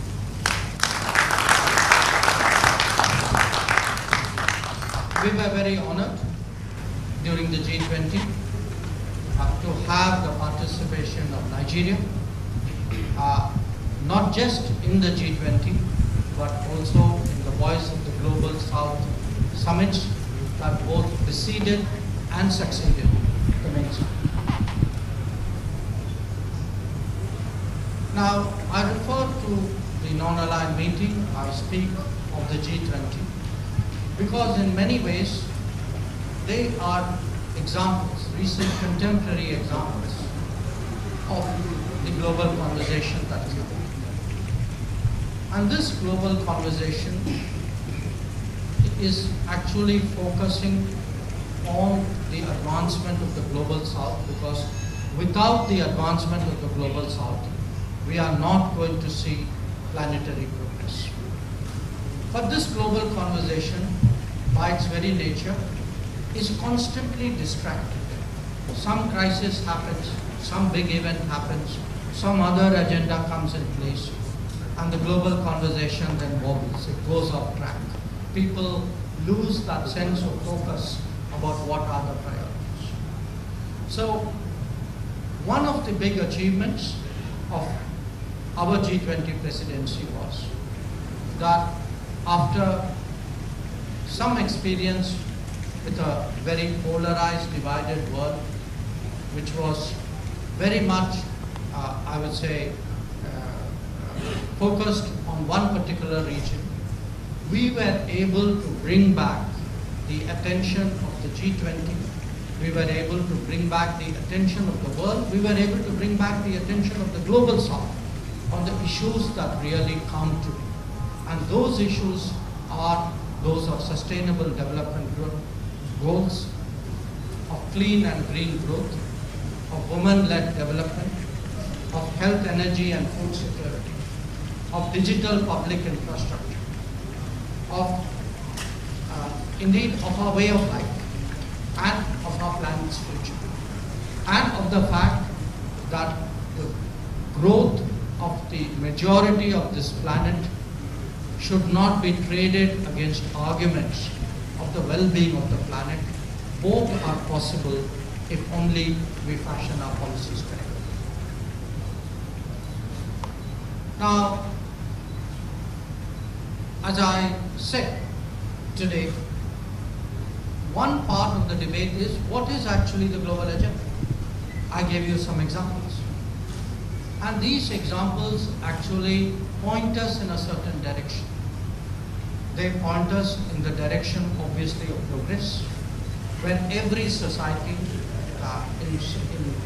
in a manner in which it is itself comfortable, is able to advance, where prosperity is not the privilege of a few, where growth is robust, is sustainable, is green, where there is security, where there is stability, and where, as I said, the basic needs of food, of health, of energy are met, where climate action advances along with climate justice, and where the focus of the world, as it rightfully should be, must remain on Agenda 2030. And I can tell you that for me, perhaps really an objective assessment of our own G20 presidency was when I went at the end of September to New York and I heard from the Secretary General of the United Nations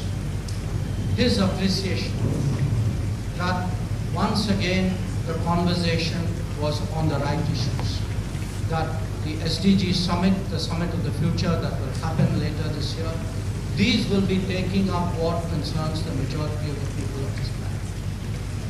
And it concerns them because whether we speak about our domestic policies at home or whether today we debate international relations abroad, the simple principle that must guide global governance, global conversations, global debates is a conviction that no one should be left behind. And when we speak about no one being left behind, I think the welfare of Africa is particularly important. In fact, I would say the rise of Africa is even more crucial because in a changing global order, we have seen growth in continents once they got decolonized. That growth over a period of time created a rebalancing, a political rebalancing and economic rebalancing would have a fairer and more equitable say in how the world is run. So the global agenda in many ways today is about restoring the world to its natural diversity. Because the world was diverse, the world is diverse, it was distorted by the period of Western domination. And in a post-colonial world today, restoring that natural diversity is actually our collective. Now, what are the challenges to that process? One, of course, is while many of us attained independence, we have all built our nations and societies. The reality is also that the old domination has not let go. That in different ways, it may not be the imperialism of the 19th and early 20th century. But in different ways, today, many of those who dominated the world for the last 200 to 300 years continue to do so with new instruments, with new regimes, with different techniques. And how do we contest that? How do we overcome that? How do we make sure the world is a fairer place? That is challenge number one. Challenge number two is of a more recent vintage. We have, for the last 3 decades, spoken about globalization. Globalization has been a game changer. Some people argue that there was always globalization. People always moved from one place to another. That is correct. Of course, people moved from Africa to other parts of the world, but that's how the globe became the globe. But globalization today has a very specific sense. It is a combination of economics, of interdependence, of interpenetration, of a shared common dependence on technology, of a degree of mobility that we have never experienced before. Now, while globalization has had many positive results, it has also undeniably led to very deep economic concentrations. That much of the world today depends on production of a few geographies. Now, it worked when we believed that the entire world could be run in the manner in which Japanese cars are produced in Nagoya. That everything came just in time to meet the requirements of the day. We were wrong, but we didn't know it. And then COVID came. And COVID brought home to every one of us that the most basic things of our life, we were often dependent on suppliers and producers from far. Not just dependent on them, as we discovered during COVID, we were hostage to it. That many of us struggled with masks and gloves and PPEs and ventilators and basic medicines and vaccines. We struggled for food. So, one of the big takeaways from the COVID experience is our world today needs to be de-risked from the over-concentration. That if we speak about a more balanced world, a more democratic world, democratic is not just political democratic. It is not just the rights of different nations. Democratic also means every region, sometimes every large country, must have within its own grasp the basics of its production so that it is economically and socially secure. This is our challenge number 2. Challenge number 3, of course, is the setting of narratives. And I spoke about the old domination. The old domination today doesn't tell you what to do with a stick. The old domination will tell you what to do through social media, through regular media, through devising what is politically correct, to setting standards. And this narrative setting is actually a very powerful force today in international relations. There are thinking, there are ideologies, there are regimes which are raised up, brought down, made irrelevant, brought to the center through narrative setting. In all of this, of course, we have the challenges of the polarization of the world. We in India know it particularly strongly and recently because we struggled with it during our G20 presidency. that a conflicts such as one taking place in Ukraine has polarized the East and the West. That developmental issues have polarized the North and the South. So how do we today talk of a global agenda when the globe itself is so divided? That is a challenge in itself. There are, of course, the traditional, what are called global issues. These are challenges which threaten every nation, but are bigger than what could be contained within the borders. So it could be terrorism, a challenge which I know Nigeria has had to experience in its own way, like we have had to in a different way.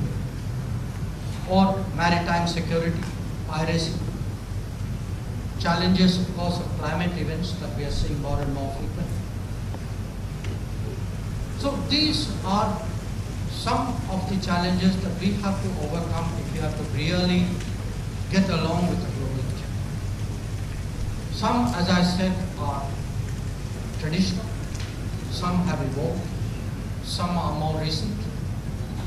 When I spoke about globalization and concentration, a different challenge emerging out of that is how globalization itself has been weaponized. That today, currency is a weapon, trade is a weapon, tourism is a weapon. That dominant players, they may be dominant as producers, they may be dominant as consumers, that they often, with very little hesitation, leverage their market shares on the global system for their particular national needs.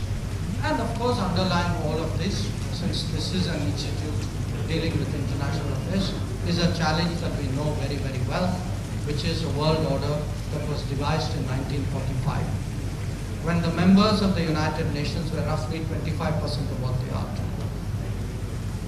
And that world order continues obstinately because those who are in the driving seat don't want to create more seats for other people to be at that engine. So these are really the global agenda challenges which in different ways are obstacles for achieving what we actually all implicitly or explicitly have arrived at as our objectives.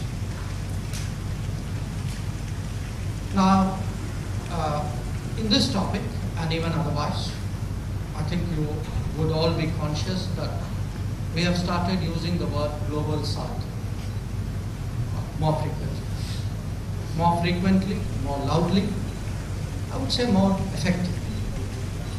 And you know you're effective when there is an industry questioning that there is a global south. That people write columns saying, what is this term global south? It doesn't make any sense. Why are they doing it?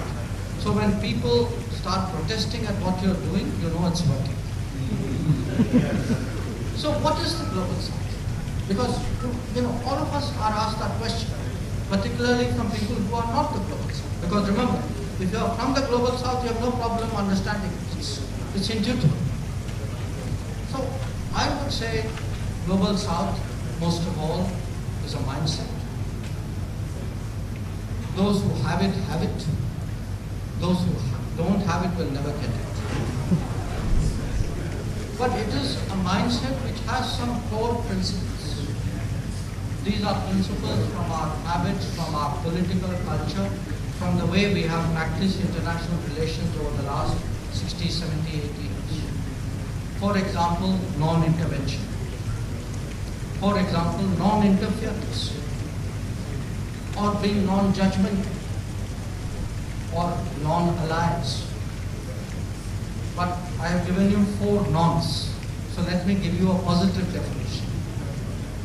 Global South is finally about solidarity. Global South means having a heart. Global South means willing to share. So when people say, okay, tell me, how does this Global South work? I give them an example. from our own experience. I tell people, look, in my country we were still vaccinating people when we started supplying vaccines to 100 countries world.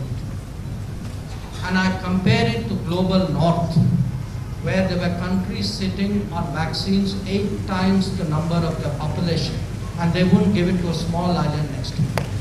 That is the difference to me between global south and global north. So,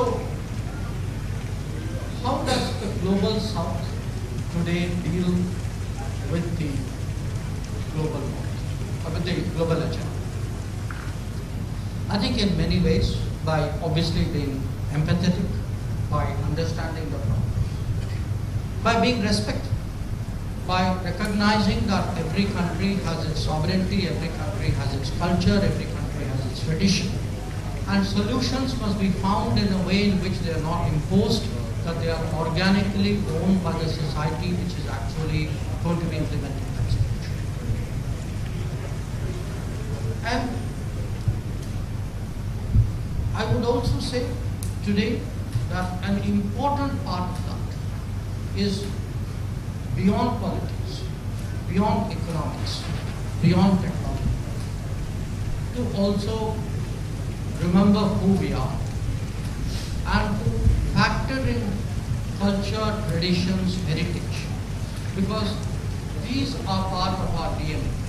We all are more comfortable with change, of progress, and because the capacities have grown, the capabilities have grown, but the willingness has always been there.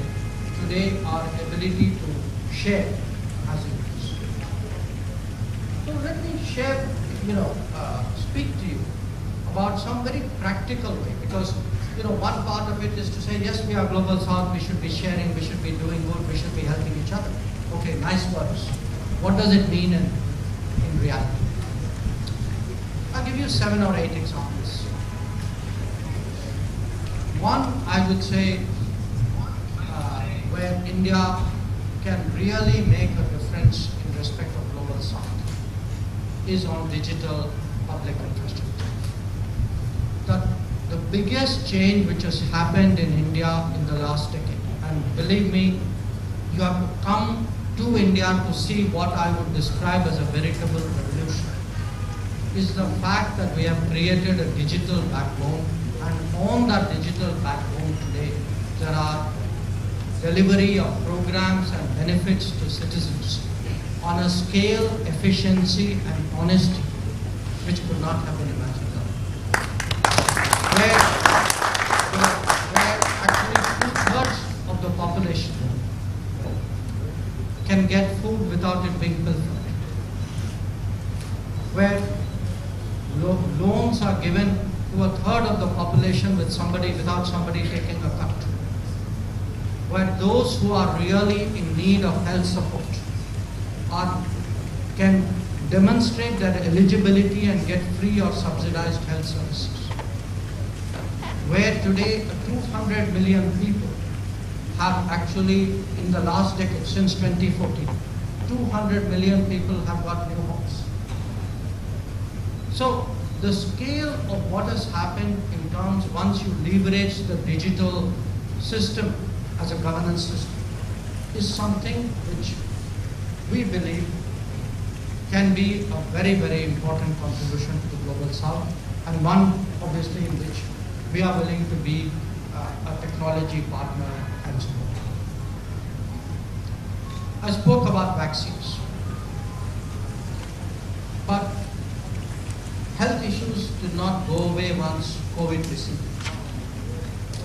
And if you look around the world, one of the biggest challenges which countries face is the cost of the health system. These are not just developing countries. Developed countries have a huge problem with the health system. Many of them can't afford, their citizens are outside the health system because of the cost. Today, again, we have tried to create nationally for 1.4 billion people a system of low-cost medicines which is primarily based on generics, where through bulk purchases, through making it accessible on a large scale, we are able to dramatically reduce the cost. These are called people's pharmacy, and this is really, I would say, this is not rocket science. It is a good example of political will, inventory management, and a feeling for those who are vulnerable, who could not afford medicines. We spoke about space. The lunar landing was one demonstration. But again, space is a domain which holds so much possibilities for development. That from space, and it could be space, but again, I talk of a much lower orbit technology, drones. That application of space assets, of the use of drones today, have again tremendous implications for our daily life. Or indeed, the support which we give to each other. India today has executed 600 projects in 78 countries across the world as part of the Global South Solidarity. So I mention all this because it's one thing to speak about solidarity, to refer to cooperation, and we are all genuine in that expression of solidarity. But what has changed is today the ability to translate that sentiment into practical activity, into assets, into solutions. That in a large part of the global south, certainly I would say from the east coast of Africa probably till the west coast of Australia, we are today a first responder. If something happens, more likely than not you will see Indian forces out there among the first to go. So to me, Global South is actually a movement whose spirit, whose sentiment, whose commitment needs to be harnessed for the betterment of South-South cooperation through bilateral relationships. But we can find ways by which we share experiences, where we reinforce each other, where in many ways we actually complement our capabilities. It is in pursuit of those objectives that I am here. I will be going on tomorrow to Abuja to discuss with my counterpart how to take these practical things forward through a joint commission. But I am really very appreciative today that you have given me an opportunity to share these sentiments with all of you. Thank you very much.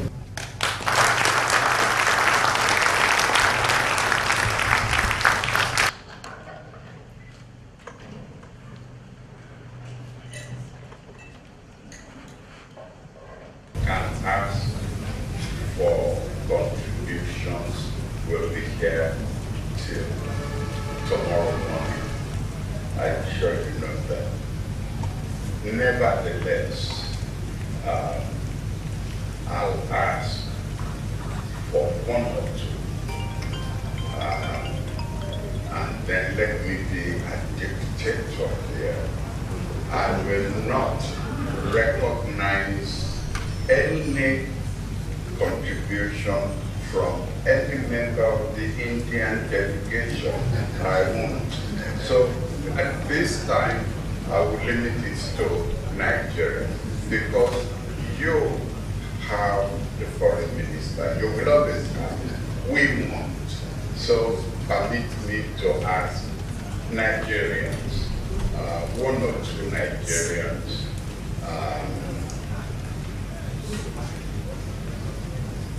yes, Professor Tony.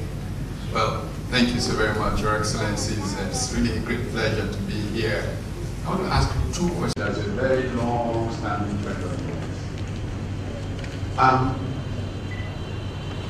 Development, a friend of mine writes, is attitude. And India has shown an evolving attitude. 1991, India had less than 3 weeks trading money in its foreign reserves. Today, India is overshooting the so-called miracle economies of Southeast Asia. We watched globalization evolve. We saw American scholars like Stevens begin to talk about globalization and its discontents. At that time, Indian academics like Jagdish Bhagwat argued in defense of globalization. India has systematically built up that attitude into a super time. I remember a friend of mine wrote a story at India back in '94, wrote a case study, India, Hindu elephant or Asian tiger. And India has clearly emerged as a super tiger. My question on that trend is, in this relationship with a country like Nigeria, above and beyond how can the relationship create an understanding of attitude that made India travel the path that it has traveled to help a partner like Nigeria travel that path? And my second question, and okay, or maybe I should just wrap it. 30 years ago, the Indian High Commissioner in Nigeria, Lalit Mansingh, was the Dean of Diplomatic Service. He said something very kind to me after I spoke about India and where it was going. Actually, was his guest in New Delhi in 1997. Now, during this period, there have been many opportunities to go past, because what tends to happen, North-South dialogue was very hot. And suddenly Reagan got elected and it disappeared. How can relationships between just diplomatic niceties, in terms of between business people and peoples, sustain this kind of momentum despite of what global politics give and take? Because this, I think, is so important in this business. I'm in Bangalore almost every year for business as a tourist, but I see how India has changed, and I wonder how our friendship can make Nigeria change in that direction. Despite of what global politics give and take, because this, I think, is so important in this business. I'm in Bangalore almost every year. Of colonialism. Now, we're talking about the global south. What are the thoughts of the Indian government in counteracting this new emergence of this new colonialism in various guards, and how do you bring that into the conversation of the global south? How to prevent these pitfalls? Because a whole lot of members of the global south are still falling prey to this new emergence that's emerging. Please, thank you very much. The basic necessity of life, we are still far away. How do you delay? Yes, we've read Samuel Amin about the theory of delay, all this theory. They are useful, but in practical terms, it does not quantify or translate in the reality of how do India navigate the, because we are also colonized just like Nigeria. If people say it is about the number of ethnic groups in Nigeria, it has been outlined as 413 ethnic groups according to Professor Onigo Tite's book on ethnic pluralism in Nigeria. Indians too are multicultural ethnic. But how do we come out from this circle of underdevelopment?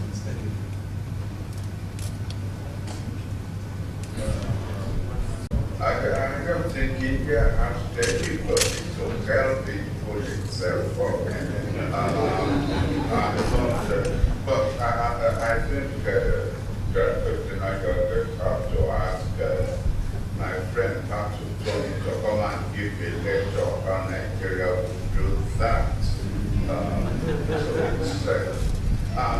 Yes, that is what it is. Thank you so much, sir. It's a privilege to be here, sir. Thank you so much. I listened to your presentation with very close attention, sir.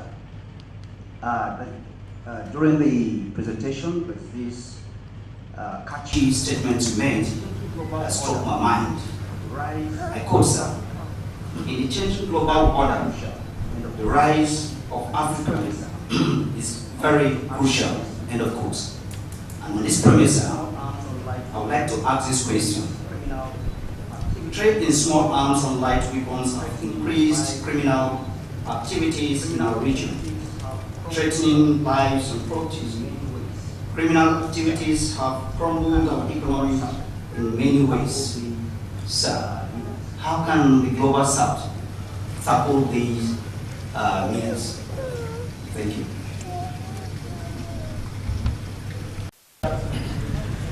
I think what has happened in India's case is it's not also that our path was always linear, predictable.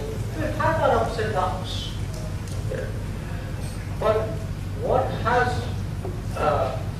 certainly changed, I would say, in particular in the last 10 years. And I say this as someone who's been now close to almost nearing my 50 years in government, that in the last 10 years, in a sense, there's a certain leadership, there's a vision, there's a deployment of technology, there's an understanding of technology.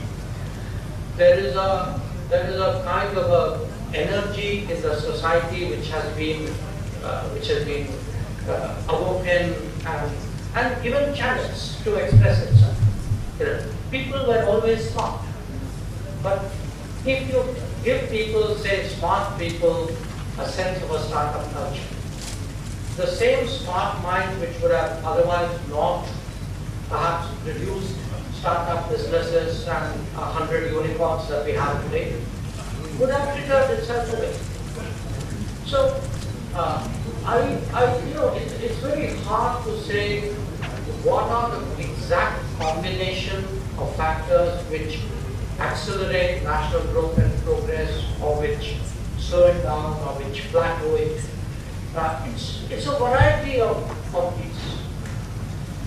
But in fact, even the idea of what itself is progress has changed.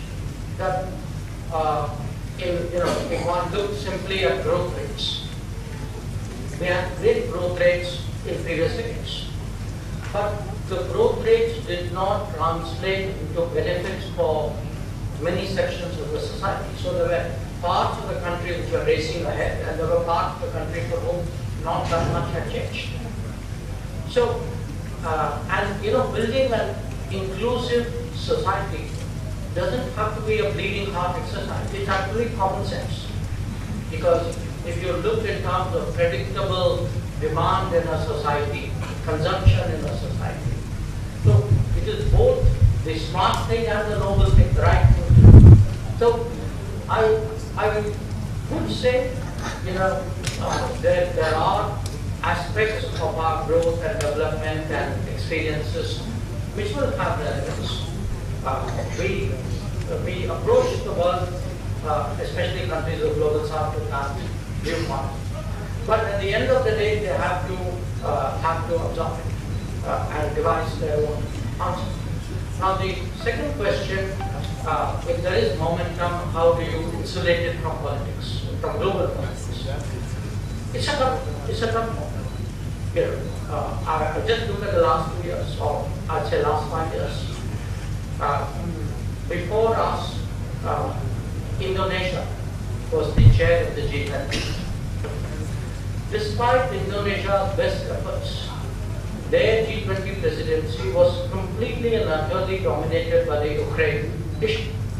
And a whole lot of other development issues, SDG, climate, reform of international financial institutions, gender issue, food issues, they got sidelined. So these can happen, and I think it's again part of why we need a strong global south solidarity. is to make sure today that the world is discussing what is the real agenda for the majority of its inhabitants. That its agenda is not skewed by the interests or the concerns of a few, however legitimate those interests. On the issue, madam, about the how do you counteract neocolonial, in a sense, neocolonialism? You know, it is so pervasive. It's visible in so many ways, even in our daily life. It's in the newspapers we read, it's in the TV we see, it's in the football matches we watch. It is, you know, even if something unfortunate occurs, we would all like to believe that human life is the same everywhere. But the reality is, you know, enormous tragedies pass uncommented, which is not disrespecting, you know, the misfortunes of others. But the bottom line is the world is still far, far away from being a fair, just and equitable planet. And after 250 years of a certain domination, it will take generations. There was a belief initially once we got independence, now everything will be all right. Now we are struggling for economic strength. Most of us believe if we are economically stronger, everything will be all right. But I tell you, it will not. Because there will be cultural issues. There will be norms, there will be standards. So, how do we actually get something which is more mutually respectful? Not just as a diplomatic gesture, but as a societal behavior. This, I think, is a very hard challenge that awaits us. And I think this is one of the things that the Global South should collectively strive for. The paradigms, you know, of development, I go back to the gentleman on the left. You know, it's not a question of any country offering lessons to another. But I would make one point. Again, I'm speaking from our own experience, understanding. One of the big changes which has happened in my country in the last decade are very basic changes. One is connecting houses to pipe water. It's a very basic change, but it's a very big change. That a decade ago, a very large part of our population used to go and get the water from the nearest collection point which that they have. Now, once you give them pipe water, or once you give them electricity, it's not just a comfort of life, you're actually changing system. So, to me, basic things, you know, our Prime Minister likes to say, you know, a lot of it is about technology, a lot of it is about tradition. Now, basic things are as important as the biggest thing. In fact, one can be used to deploy here. And the last point here, the rise of Africans. So, you know, I know, you know, there are some particularly daunting challenges that different countries are facing. My point is this: the world will not be multipolar, the world will not be truly diverse, the world will not have a true sense of participation and ownership if 54 countries of the world are left out of the manner in which the world is discussed and run. And when we became independent, there was a widespread feeling that India's independence was not complete till Africa got its independence.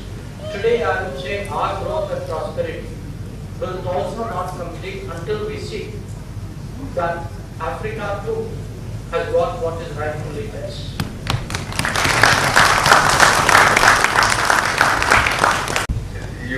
giving us a diplomatic lecture. I wish you will come back when you're a professor. What I'm going to say to us will be more direct, but thank you very much.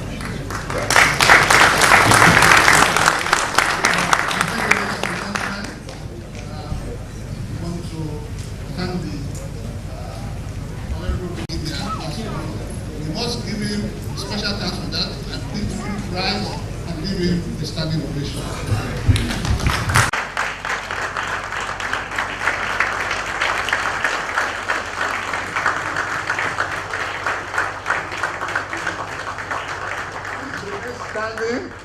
Thank you all for coming.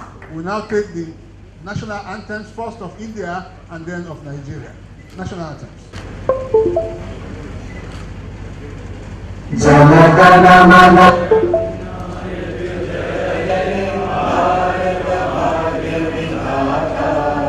Punjab Sindh Gujarat Maratha Dravida Utkal बंगा विंध्य हिमाचल यमुना गंगा उच्चल जलधि तरंगा तव शुभ नामे जागे तव शुभ आशीष मांगे गाहे तव जय गाथा जन गण मंगलदायक जय हे भारत भाग्य विधाता जय हे जय हे जय हे जय जय जय जय हे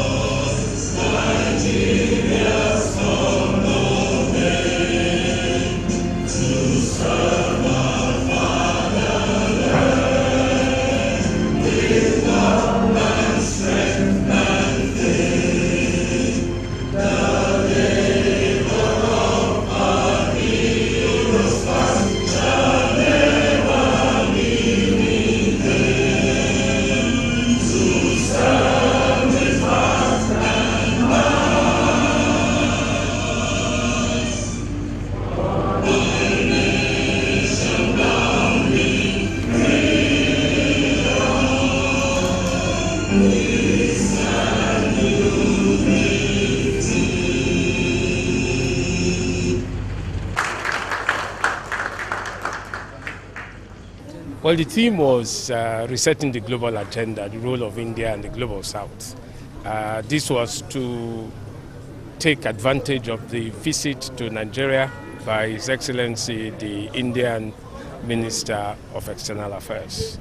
And so we thought the discussions, the conversations that have been going on about the need to recalibrate the global order, the search for global justice, the search for global equity, all of those issues that have been thrown up by the experiences that we had in the days of COVID, the demands for the democratization of the multilateral institutions, especially the demand for permanent seats for the Global South in the UN Security Council, those kinds of issues that have led to the strengthening of what long ago Professor Bolaji Akinyemi called the concert of medium powers, which today you will find in agencies like BRICS and so on.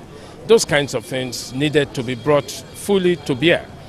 So we wanted to see how India could, as a great power in the world, collaborate with other great powers in the world like Nigeria on these kinds of issues. Well, it's a more historically embedded component of that relationship. You may know that India opened diplomatic ties with Nigeria at least 2 years before Nigeria became independent. You know, that's how much India has been in the forefront of solidarity with Nigeria. India has common interests with Nigeria. India is a major contributor to UN peacekeeping operations and has collaborated with Nigeria in this regard. India has helped, to build the military academies in Nigeria. The NDA was actually midwifed by the Indian military, and we have the Naval Academy in Onne. All of these things suggest and show that India is a great partner with Nigeria. But don't forget that we've also had larger global frameworks and networks, beginning with the non-aligned movement and all of the things that have gone on. Most recently, India had the presidency of the G20. Nigeria was there. When the BRICS, Nigeria has also partnered with India in these areas. And most of all, Nigeria has a bilateral, very strong bilateral relationship with India, and there's the Nigeria-India Commission. So Morocco have the numerical support.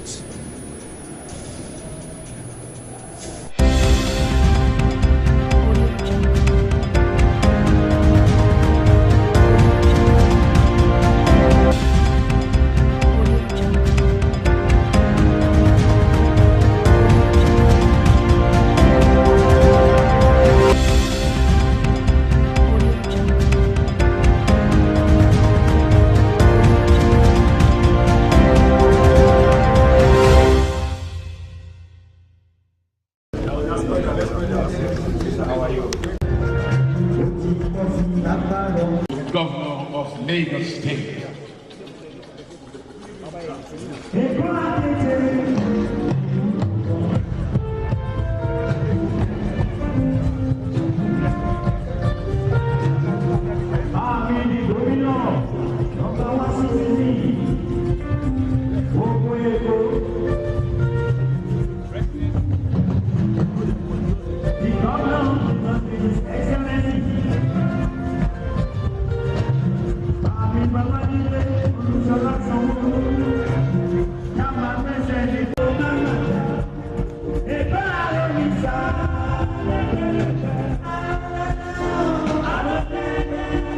And gentlemen, announcing the arrival of the chief host, His Excellency Mr. Babajide Sanwo-Olu, Governor of Lagos State. I will never be ungrateful to you, Daddy. I will never be ungrateful to you, Lord.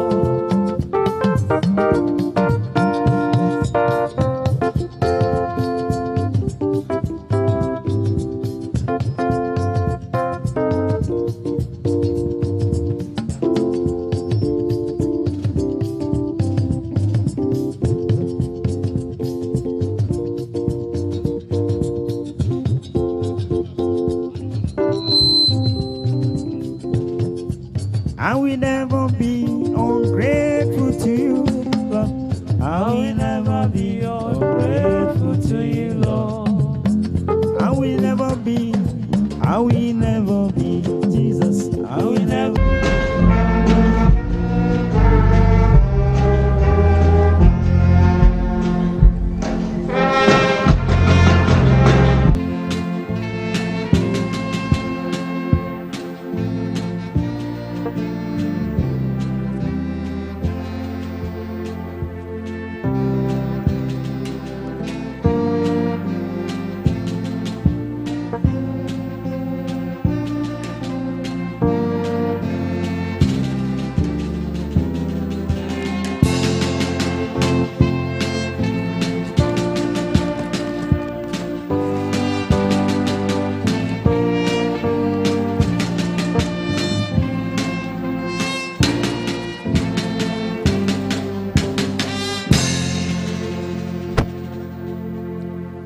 Federal Republic of Nigeria, the Grand Patron, Nigeria Media Merit Award, ably represented today by Alhaji Lai Mohammed, Honorable Minister of Information and Culture. Please put your hands together for him.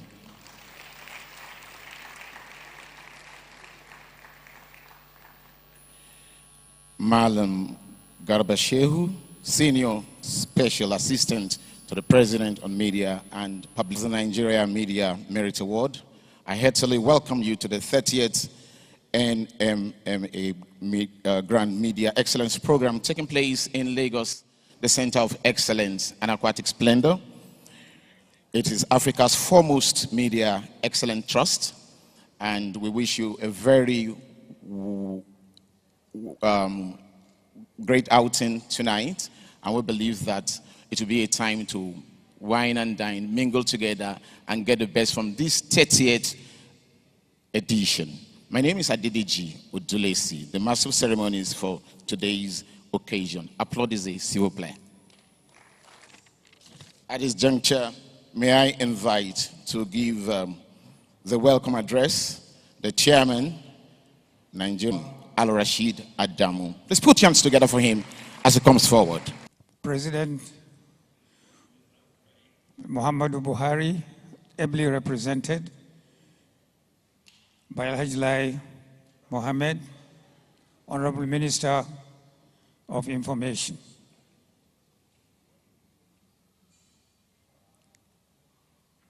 Your Excellency, the Governor of Lagos State, ladies and gentlemen, distinguished guests, I welcome you to the 30th anniversary of Nigeria Media Merit Award ceremony. During the past 30 years of our uninterrupted existence, only the unwholesome mistreatment of the members of the esteemed profession of the media by the powers that be drew the unprecedented ire of the erstwhile gentle late chairman Alhaji Ismail Babatunde Jose to cancel our celebration in protest.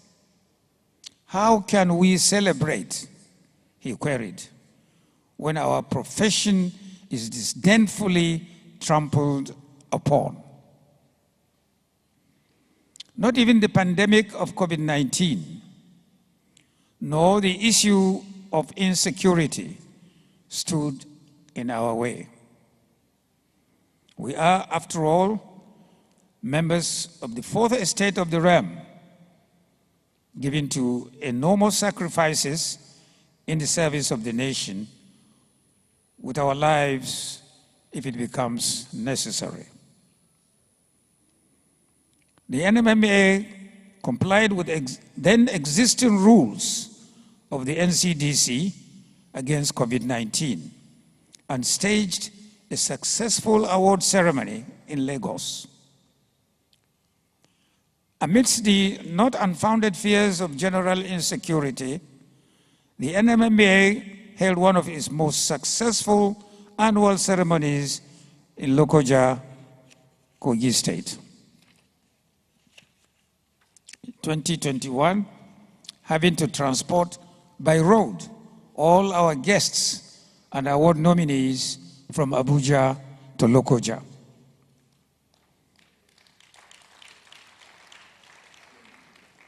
It is pertinent to recall with great appreciation the commitment and efforts of the founding trustees and the administrator that made it possible through thick and thin to steer this ship in sometimes turbulent waters for the past 30 years. These include late Alhaji Ismail Babatunde Jose, Alhaji Mamman Daura, late Alhaji Latif Jakonde, Dr. Christopher Kolade, late Alhaji Alade Oduneu, Engineer Vincent Maduka, Dr. Mrs. Doyin Abiola, Mr. Samuel Yemi Akeju, Dr. Mwabu Mwemena, Chief Dayo Duyele, late Professor Alfred Opubo, the last but not the least, the Speaker.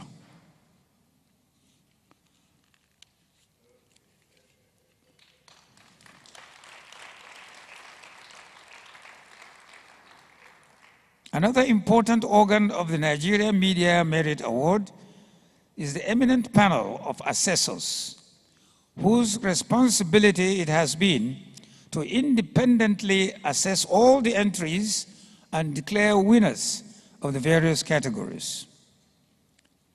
For the past 30 years, the following have performed meritoriously. Mrs. Doyin Abiola, Malam Mohammed Haruna, late Malam Yaya Abubakar, late Chief Tony Momo, Professor Ralph Akinfeleye, and Mr. Dele Adetiba. From the onset, in order to establish our non-partisanship, we established the office of the Grand Patron, reserved only for the head of state and or President and Commander-in-Chief of the Federal Republic of Nigeria, a position currently held by the incumbent President, Muhammadu Buhari, ably represented here by Honorable Minister of Information, Alhaji Mohammed. In order to portray that the NMMA belongs to all the practitioners in the print and electronic media and its institutions nationwide and its value chain, including the advertising industry, we held our annual ceremonies in at least 11 states outside of Lagos, which is our base.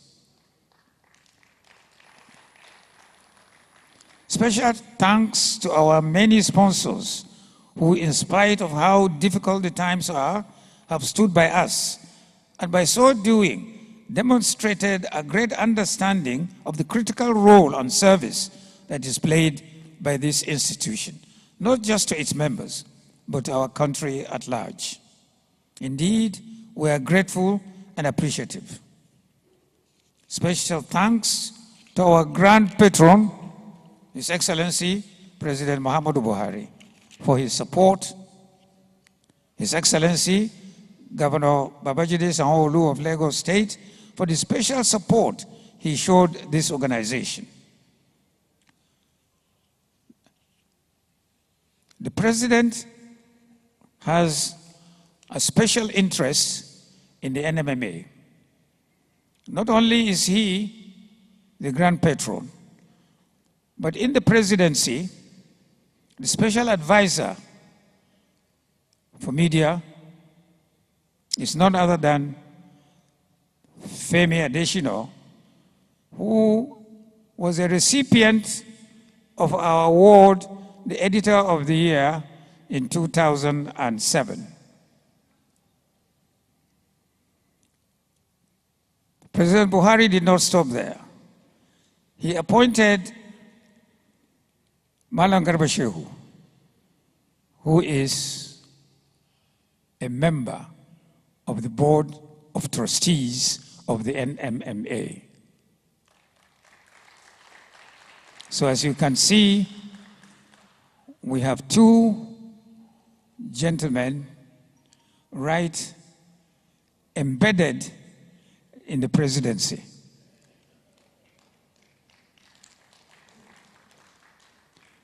Embedded also here in Lagos.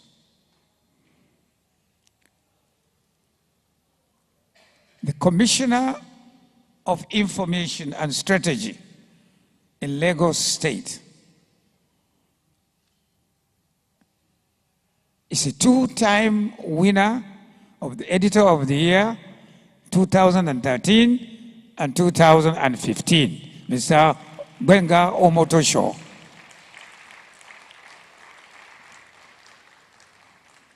Again, we are embedded in Lagos. Ladies and gentlemen, we have created a strategic national asset that in its 30 years, in a very methodical and selective way, has over 1,000 alumni, those whom we found fit and worthy to be recognized and honored for their sweat, commitment, talent, and hard work.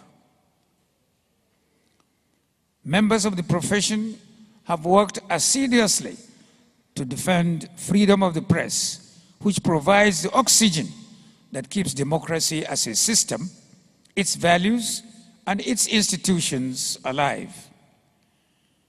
If free press dies, democracy shall inevitably go with it. These over 1,000-member strong alumni of ours, although they got their early beginnings in the media, but today are spread across all walks of life as our ambassadors, advocates, and champions. They continue to make robust contributions nationally and globally. The existence of such a power base and foundation, the likes of which are rarely matched anywhere in the world, therefore justifies the need to ensure its sustainability. In the 1990s, 4 newspapers and a magazine dispatched their reporters to cover the civil war then raging in Liberia. 2 members were brutally murdered. We remember today late Mr. Chris Imodibe of The Guardian and late Mr. Tayo Awotushin of The Champion. Mercifully, those who made it home have joined us to celebrate our 30th anniversary. These are Mr. Frank Igbobueze of The Concord and Mr. Omolade Omonijo of The Nigerian Economist.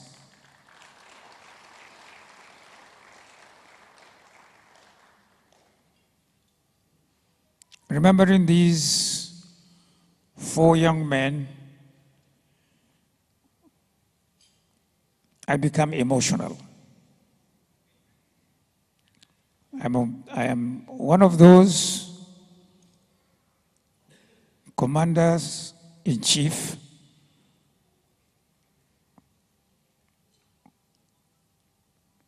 of my magazine that dispatched my political editor to Liberia to cover the Civil War. In 1973, hardly 6 months, when Alhaji Jose plucked me out of the university, he dispatched me to be a war correspondent in Guinea-Bissau. I made it back,